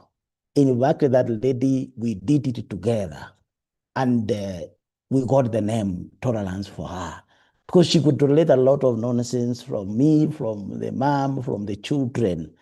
And let me tell you, we had a very good reconnection as a family, such that when she used to go for our holidays, my children were sad that Edwin is not with us. So how I wish we recognize them and they give you back. I remember one case where a colleague lost a child because aligombana na msichana wa job, akamchapa, akakuja shule. Going into the evening, thinking that the child is sleeping, she began walking very fast before the child could wake up. But he didn't see the lady. But the lady had put a chico in the morning, and she thought that the lady is trying to put on the chico, only to realize that that manager killed the baby in the morning in response to what happened. The mother's in the house. As Anisha said, if, for example, you took time to get one, how I wish you could keep. And for the men, please, the scavenger behavior, avoid it such that madam also can be insecure. I know one of my sisters-in-laws who chased away one of the home managers because she was too clean for the family. Because my brother could be tempted to admire. But that's Betty and administration that somebody is having an insecure attachment. Men, we are the second insecure pace. We need to play our role. We need to play our role. And we need to play our role in various areas. In terms of primary physical provision, as the mother provides direct nutrition via breastfeeding, the men in the house, please, own the breastfeeding routine. And let me tell you, that enough. You are demonstrating the grace-based principle that is required, and that is sacrificial stewardship. You see, both parents will view the physical labor as an hand gift of comfort to the child. And in that case, you will not have any scorecard for each other. The second one is the neurological impact. And this was brought very well by Anisha when he said skin-to-skin contact and low frequency vocal soothing. This one, glory to our mothers. Almost every community has a lullaby. And that is what the lullaby was doing, swinging the baby and singing the lullaby.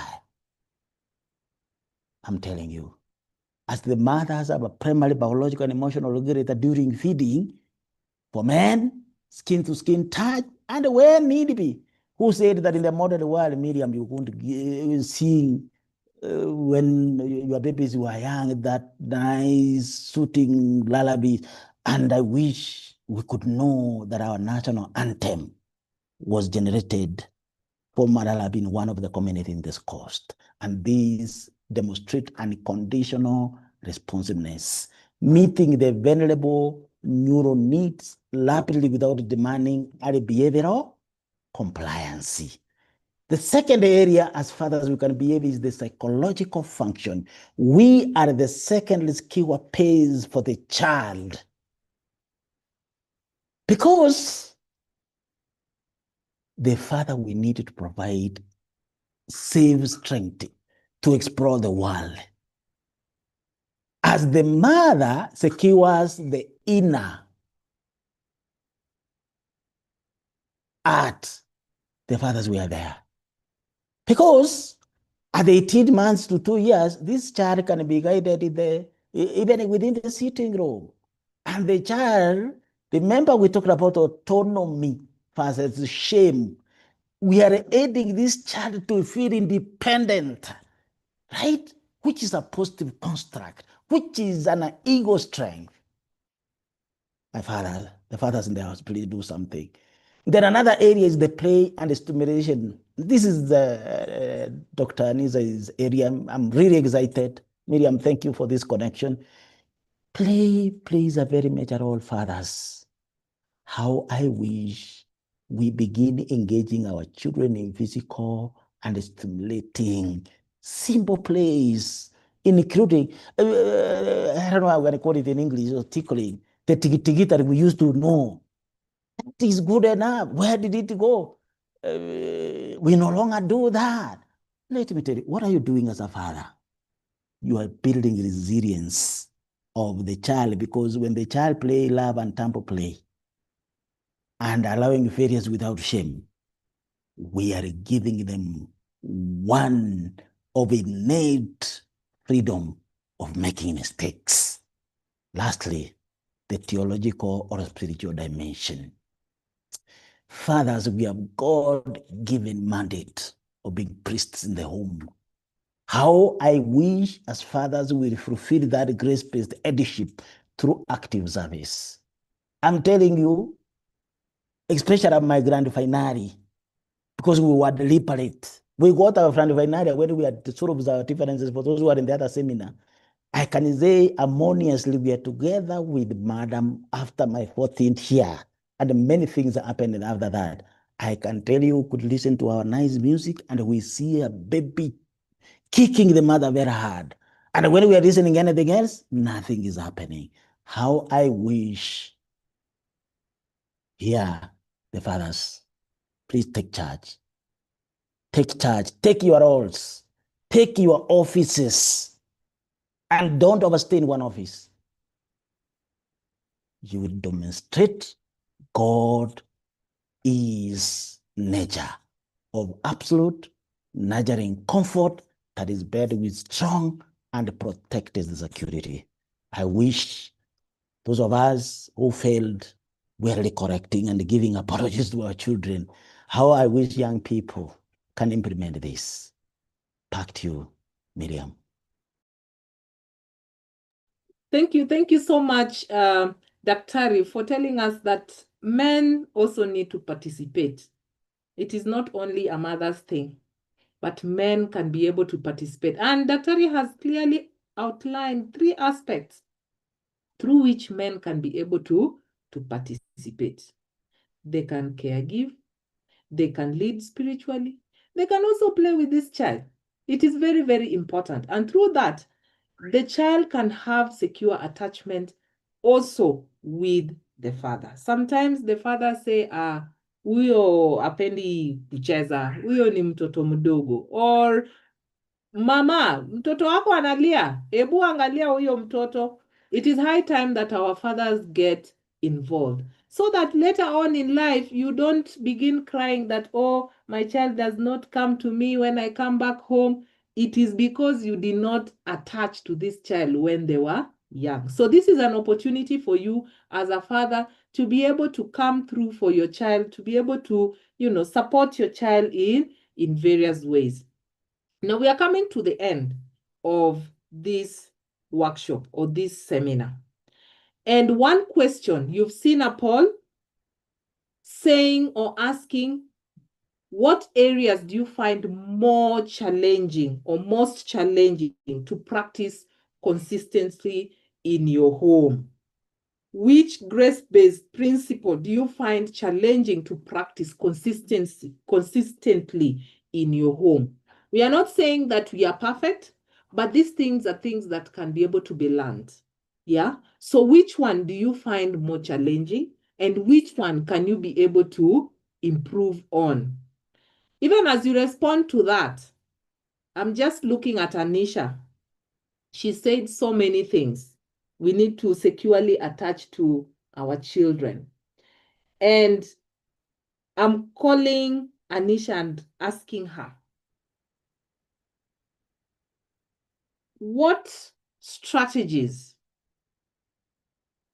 can we be able to employ? Give us recommendations so that we can have a grace-filled home with a child who is 0 to 2 years, or even, yeah, let's say 0 to 2 years, 0 to 2 years. What recommendations can you be able to give us so that we can be able to practice to raise up a child in a grace-based way? And even as Anisha is responding, Daktari, prepare your recommendations as well. And as Anisha is coming to, mothers in the room, when you're looking for a house help, pray about it, because this is someone who is going to care for your child. Over to you, Anisha. Thank you so much, Miriam. Before I answer that, I wanted to say something about the child's environment. And 0 to 1 year is a very, very delicate and complicated stage, because this is a stage where even mostly for first-time parents, you're learning a lot, you're making a lot of mistakes, which is a good thing because again, you're learning so that your second born will be better. And even your last born, as Dr. Lightly call him or her the grand finale, you will already have gotten some tips on what to do. Now, during the first years of a child's life, yes, any hostile interaction between the father and the mother, any sustained exposure to hostility, whether even just with people who are the members of the family, all this can deeply erode a child's IQ. Yes, it can deeply erode a child's IQ and their ability to handle stress in future. Monkey see, monkey do. Monkey feels, monkey will especially express it. Whatever a child feels, they're going to express it.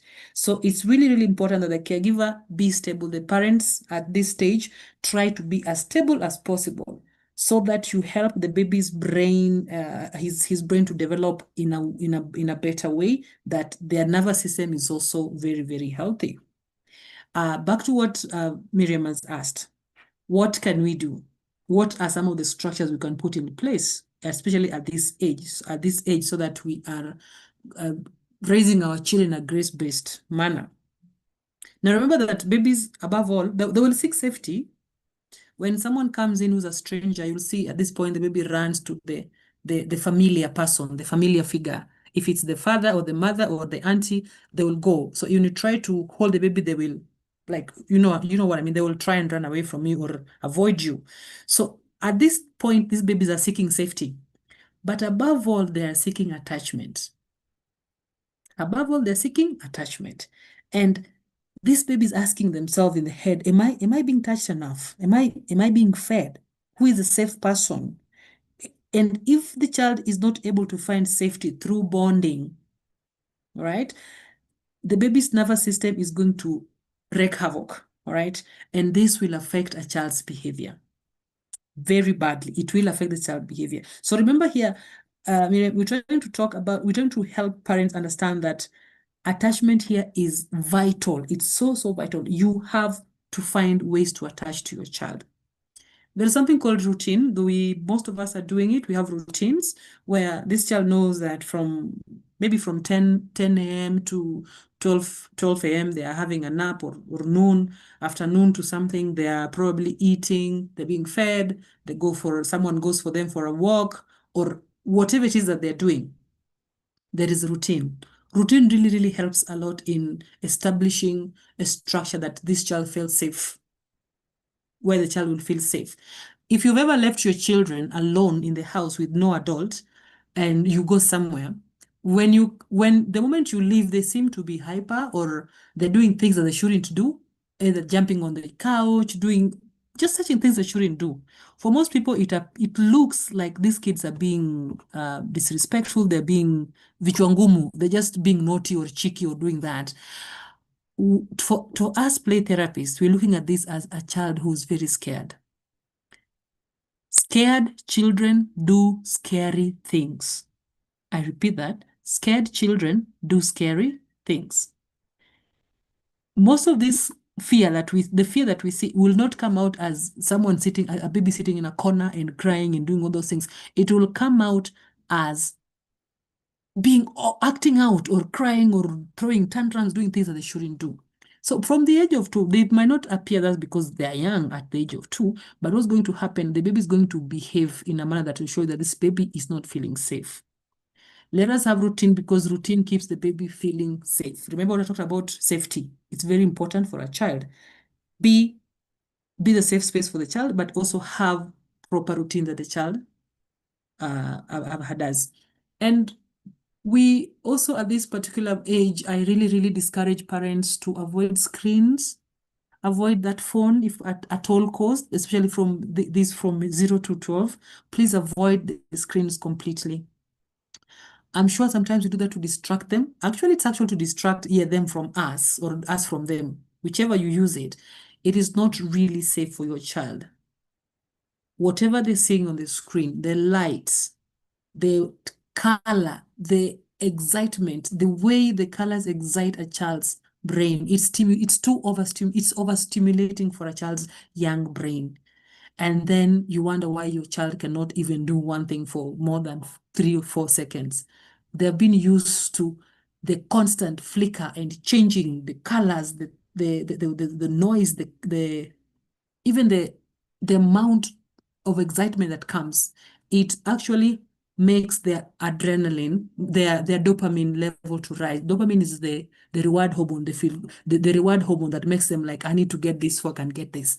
It's the hormone that actually disturbs people who have substance, alcohol, drug and substance abuse issue, because they keep on wanting to hike it up. And that's what happened with screens with babies. So eventually the kid gets used to it over and over again, until at one point they want more and more and even harder and quicker things, like TikTok. You know how very quick you change, because constantly your brain is looking for that. Another way we can help this, apart from routine, is have time. I repeat, we must also have time as mothers to rest. Do not feel guilty if you go outside and leave your baby with someone you trust to look after the baby. Please go and take care of yourself. You as a parent cannot take a child where you have not been. I cannot regulate my baby if myself am not regulated. And I love giving this example of teachers. I'm sure we have teachers here. Imagine a teacher of a grade 2 or I don't know what you call those. Yeah, the PP2 or grade 2 or those small ones. And the kids are screaming at the top of their lungs. And you hear this teacher comes in classroom and is shouting, "Nyamazeni!" I said, keep quiet. And you wonder, between the teacher and the children, who's out of control? The kids are doing what they need to do. The kids are supposed to be loud, noisy, annoying, very, very annoying at times. But then you as a parent, you as the teacher, you as the bigger adult, if you cannot regulate yourself, then you cannot regulate your child. So let us lead by example. Be able to give your child what you already have. You can't give what you don't have. So strive at all costs to make sure that you have it. Talk to somebody if need be. Talk to somebody so to help you that you can be with this child. And fathers in the house, I really urge you to create time and play with your children. Don't just come in and be the Simba or like as Dr. said, there are things you leave for the woman to do. Remember, you're also a parent. You're also creating a relationship with your child. It doesn't matter if it's a male or a female. You are also doing a part. You have your part to play. Please, fathers, your role is very important. Create time with your child, even if it's 5 minutes. I know you say, oh, now us, we didn't play with our parents. It's okay. It's okay. Now you do better. You know better, do better. Spend time with your babies. Help them with their home, like even in the bathing time. I really try and participate in their bath time. Try and participate in their feeding time. Try and participate in their changing and see how you're going to create a very wonderful bond between the two of you. And whatever happens, mothers and fathers in the house, speak one language. Let the routine that is for the baby remains for the baby, so that not that when the father is with the baby can stay up to 10 o'clock before going to bed. But when the baby is with the mother, the baby needs to go to bed at 8 o'clock. So the routine must remain the same with whoever is there. All right. Now, Ellen G. White writes in the child guidance that the atmosphere surrounding the child leaves the impression that neither time nor eternity fully erases. Ellen G. White wrote in child guidance and said that the atmosphere surrounding the child leaves the impression that neither time nor eternity fully erases. So I find this incredibly profound because and again, I think it's a book of Proverbs that says, train up a child in the way that he should go, so that when he grows up, he will not depart from it. So we have to make the building blocks now. We have to make the building blocks now. And for parents who already had bigger children, don't worry. No damages. There's nothing that can't be repaired, because there's something called neuroplasticity, the brain's ability to rewire around heart, to learn and unlearn new things. So don't worry, when that time comes, we'll get on your part, and we'll also talk about the other children who are older, what we can do. But for these young parents, for these young people who are just having either a plan to have babies or are just having babies now, please, please, please, please, remember, you're building the blocks. We are giving the foundation. Let us give the foundation. And above all, as I said last time, please be kind to yourself. Children do not need perfect parents. There is none that exists under this planet, a perfect parent. But children need parents who are present. And if a mistake has been done, something has gone wrong, it is okay. It's not the end of the world. We can repair it through healthy relationship, through nurturing, through forming bonds of attachment. Each and every opportunity we get as parents, we can use and maximize it to the fullest. All right. And that way we can have babies who are emotionally responsive, babies who are spiritually grounded, and are intentional in their relationship in future. Thank you, Miriam. I'll get back to you. Thank you. Thank you so much, Anisha, for taking us through those recommendations. Those recommendations are profound. Yeah. We can take it lightly, but that is what it is. If we really want to have children who are anchored, children who are worthy of calling, then these are the things that we need to be able to practice. Dr. Oteyo, you have 2 minutes before we go to the question and answers. I see a few questions in the chat. Thank you. Thank you so much, Miriam. Much of maybe what I could wish to say, it has been said, but I need to paraphrase and bring it strongly. There is a trend, especially in psychology and child development, that we are calling technophilancy, which means the ways everyday digital devices, could be smartphones, tablets, and laptops, interrupt and disrupt or fragmented face-to-face human interaction and quality of time. I can tell you this is a phenomena, an emerging phenomena, whereby the device repeatedly fractures the parent-child interaction. And not only that, another aspect is where we are giving a child to use, because then conference is where you are so much as a parent. This is a parent construct. You are so much on your phone, you are so much on your tablet, so in other words, your face-to-face interaction goes away from the child. It is interrupted, disrupted, or fragmented. But there's another aspect we call the direct use of these devices. Very common that I go to homes and a child is given a phone to be playing as you do something else.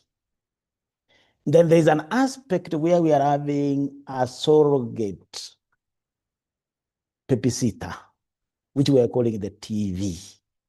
Either the TV is in the background having the SD music singing, or the child is watching cartoons. And there's nothing wrong in watching cartoons, but at that age, I'm telling you, how I wish the far-reaching consequences that the kind valence, the direct phone play, and the TV are the babysitter, what are the causes? You see, like now, the valence basically the parents mental absent. And the child is learning, is having that Euro state. The child is experiencing some emotional rejection and stress. And these can easily lead to anxious attachment, low self-esteem, rejection, and above sensitive. People are very sensitive. A small joke, they passed. It's a trend, and we need to think about it. What about the effect of the direct phone play? PlayStations and that stuff, especially for the child of that age, the child is able now to control because those toys, they are very exciting. As correctly put by Anisha, it leads to the release of dopamine. Dopamine is a pleasure neurotransmitter. And you see, the more it is released to the body, the more the body will become tolerant, such that the amount of dopamine that was used to be released, now it increases. And this, let me tell you, this is why, or dopamine is what explains why addiction is a rapid condition. Because malfunctioning happens. Because dopamine is always released when we fulfill certain biological drives. Like when we are angry, we get some satisfaction because the reward system has released dopamine. Of course, there's tension when we are sexually excited. And when we get intimate, what happens? Dopamine is released and we feel some kind of satisfaction or gratification.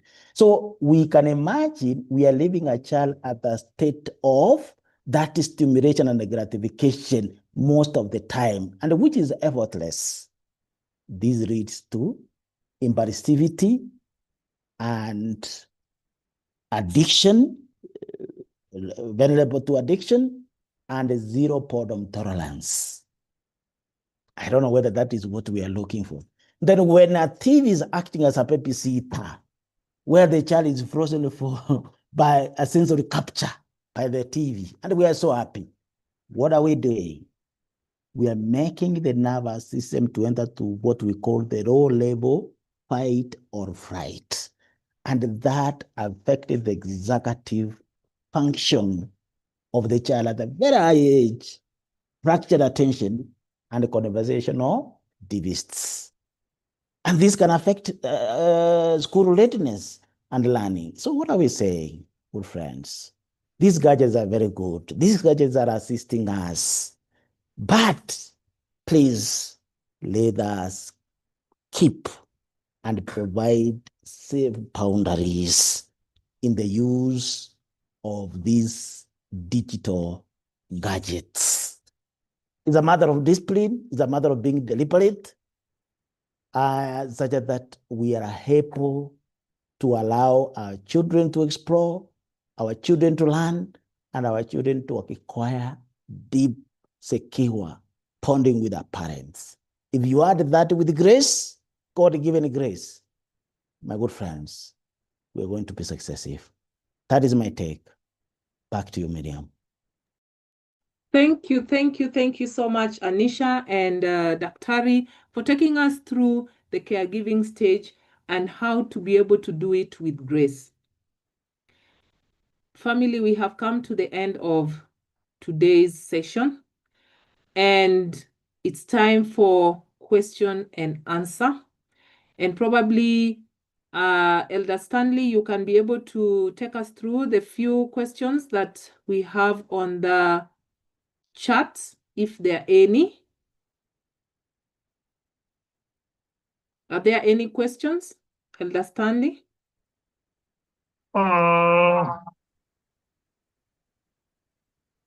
I think I'm only seeing one question. How to balance busy career parenting, especially for moms. Mm-hmm. How to balance busy parenting, career? Yeah, busy career. Busy career moms. and parenting for moms. Mm-hmm. Yeah. Maybe we can give 1 minute because we are way beyond our ending time. And then we can be able to close this. Who can respond? Let me see. Anisha. How can a mother balance their busy career and parenting? Thank you so much. So again, it depends on how many hours a day or a week that you work. And again, it's not about being a perfect parent, it's about your presence. And also your presence might not be every single day, because again, bills have to be paid. That kid needs to be fed. They need to go to school eventually, whatever it is. And I understand. As a parent, I do totally understand. Now, the issue here, which I found most part, is not even about the time itself. It's that by the time you reach home as a mother, you're so depleted that you have nothing to give. I'm talking about a mother who comes home maybe at 8 o'clock or 9 o'clock. Let's say even the ones who come back at 5. You've come back at 5, but you're so depleted that you have no energy. And you are so irritable that your conversation with your children starts with, why am I doing this? What? You start seeing all the negative things, all right? And because this is coming from how you're feeling inside, it's hard to be present and be engaging in a positive way to your children. So unless you're working 24 hours a day, which is impossible, there is hours that you're going to come and you're going to have time to talk, be with your children. And what I normally advise mothers here so much is about when you leave, you can do it as a ritual. The moment you step out of before you step out of your office, do a scan, a body scan, like physical, just where's your head at, what are you feeling? And if possible, just release and leave everything that has to do with work at work. I'm talking about the emotional baggage here, the frustration. Just leave him at that door. Or before you enter your door, try and intentionally say in your head, I've left my work at work. And now I'm coming home. I'm going to be present. I'm going to be available for my children. Put a smile on your face and walk in and enjoy your time with your children. You have these kids for only 18 years at most. And for these 18 years, most of the times they're spending at school once they start going to school. So you see how much time you still have. Savor every moment, cherish every moment that you can. It's not about time so much, it's about the little time that you have, what are you giving? I think that will be my response. And also, there are times that you're going to have an off. Please make it intentional. I know a parent who does like just once a week, only 15 minutes of his time or her time with the child, and it's working wonders. It's consistency. It's the small things done, but consistently, they are paramount. All right? However busy you have, try and find little time, but make it consistent. Be present. Thank you. Thank you. Thank you so much, Anisha, for taking us through that. And we can be able to try giving time for our children and be able to balance our work and how we take care of our children. That is something that is doable, is practical. And above all, we need to just ask God to give us the strength, the grace to be able to take care of our children the way He wants us to take care of the children. Now, sometimes we are filled with, I need to take care of these children like this, like that, like this, do X, Y, Z. But there is a way God really wants you to do it. Have we ever taken a moment to ask God, how do you want me to take care of this child? And through that, God understands the struggles we go through as parents. And he will truly come through for us if you're patient to hear, to listen to him speak. Even in those difficult moments, he will definitely tell you something on how he wants you to do it. Now, I don't want to take any more time because we are 30 minutes into our time.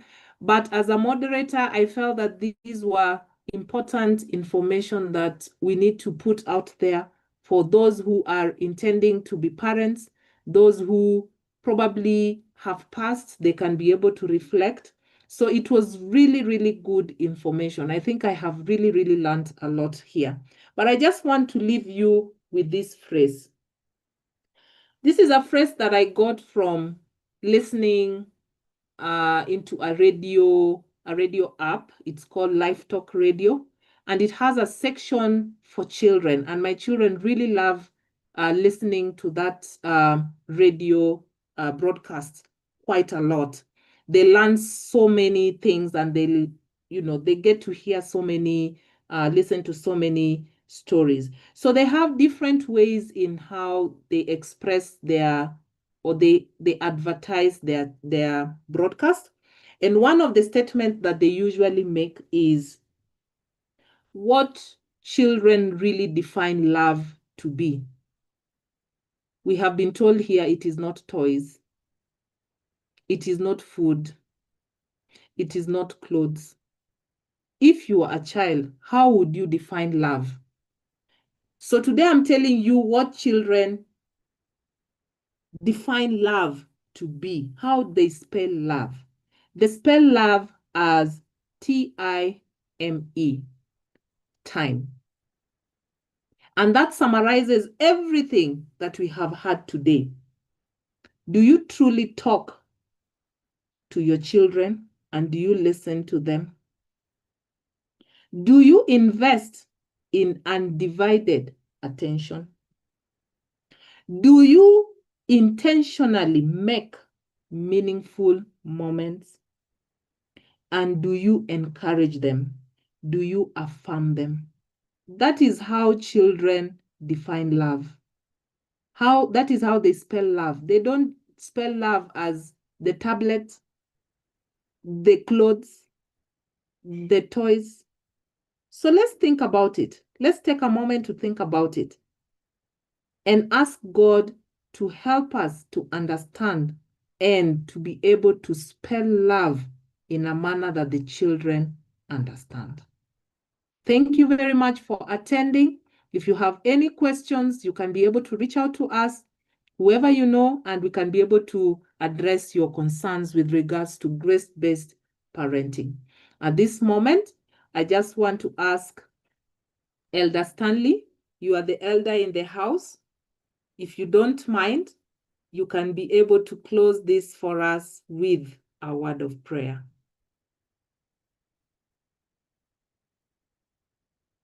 Elder Stanley? Thank you. Okay.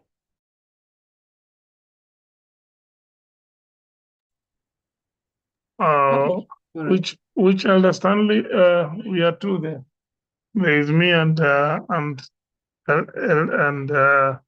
Metabo.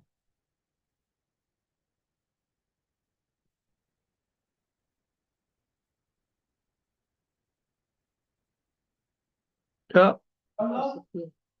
Hello. Sorry, on my side, I don't see the other Stanley. So you can he's close left. for us with a word of prayer. Yes, yes. All right, let me do that. Thank you. Father, what in heaven, we are so grateful and so happy for the moment that you've had this evening. The speakers who've been with us and the messages that we've learned. But it's been a grateful evening, a grateful Sunday.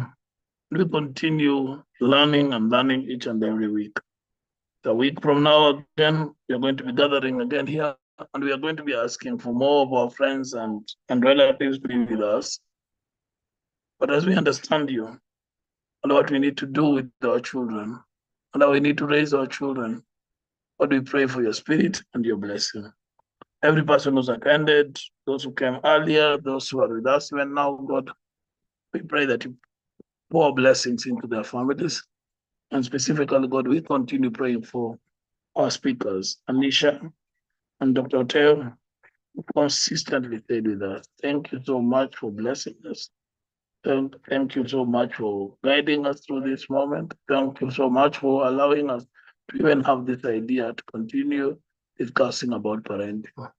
The greatest gift that you've given us cannot be measured, God. But the thing you've done with us is you've allowed us to be family, you've allowed us to have marriage, but you've also given us the chance to also procreate and have children and then parent. Thank you so much. Forgive us for anything that we've done against your wishes. Forgive us for any point that we've lost track as we pray of this through Jesus Christ, our Savior. Amen. Amen. Amen. Thank you so much. Thank you, Anisha. Thank you, Dr. Teo. And thank you, everyone, for attending. Always remember, we are having the same session next Sunday, same time. Please pass word round so that we can be able to help as many parents, as many prospective parents as possible. May God bless you. Have a good night.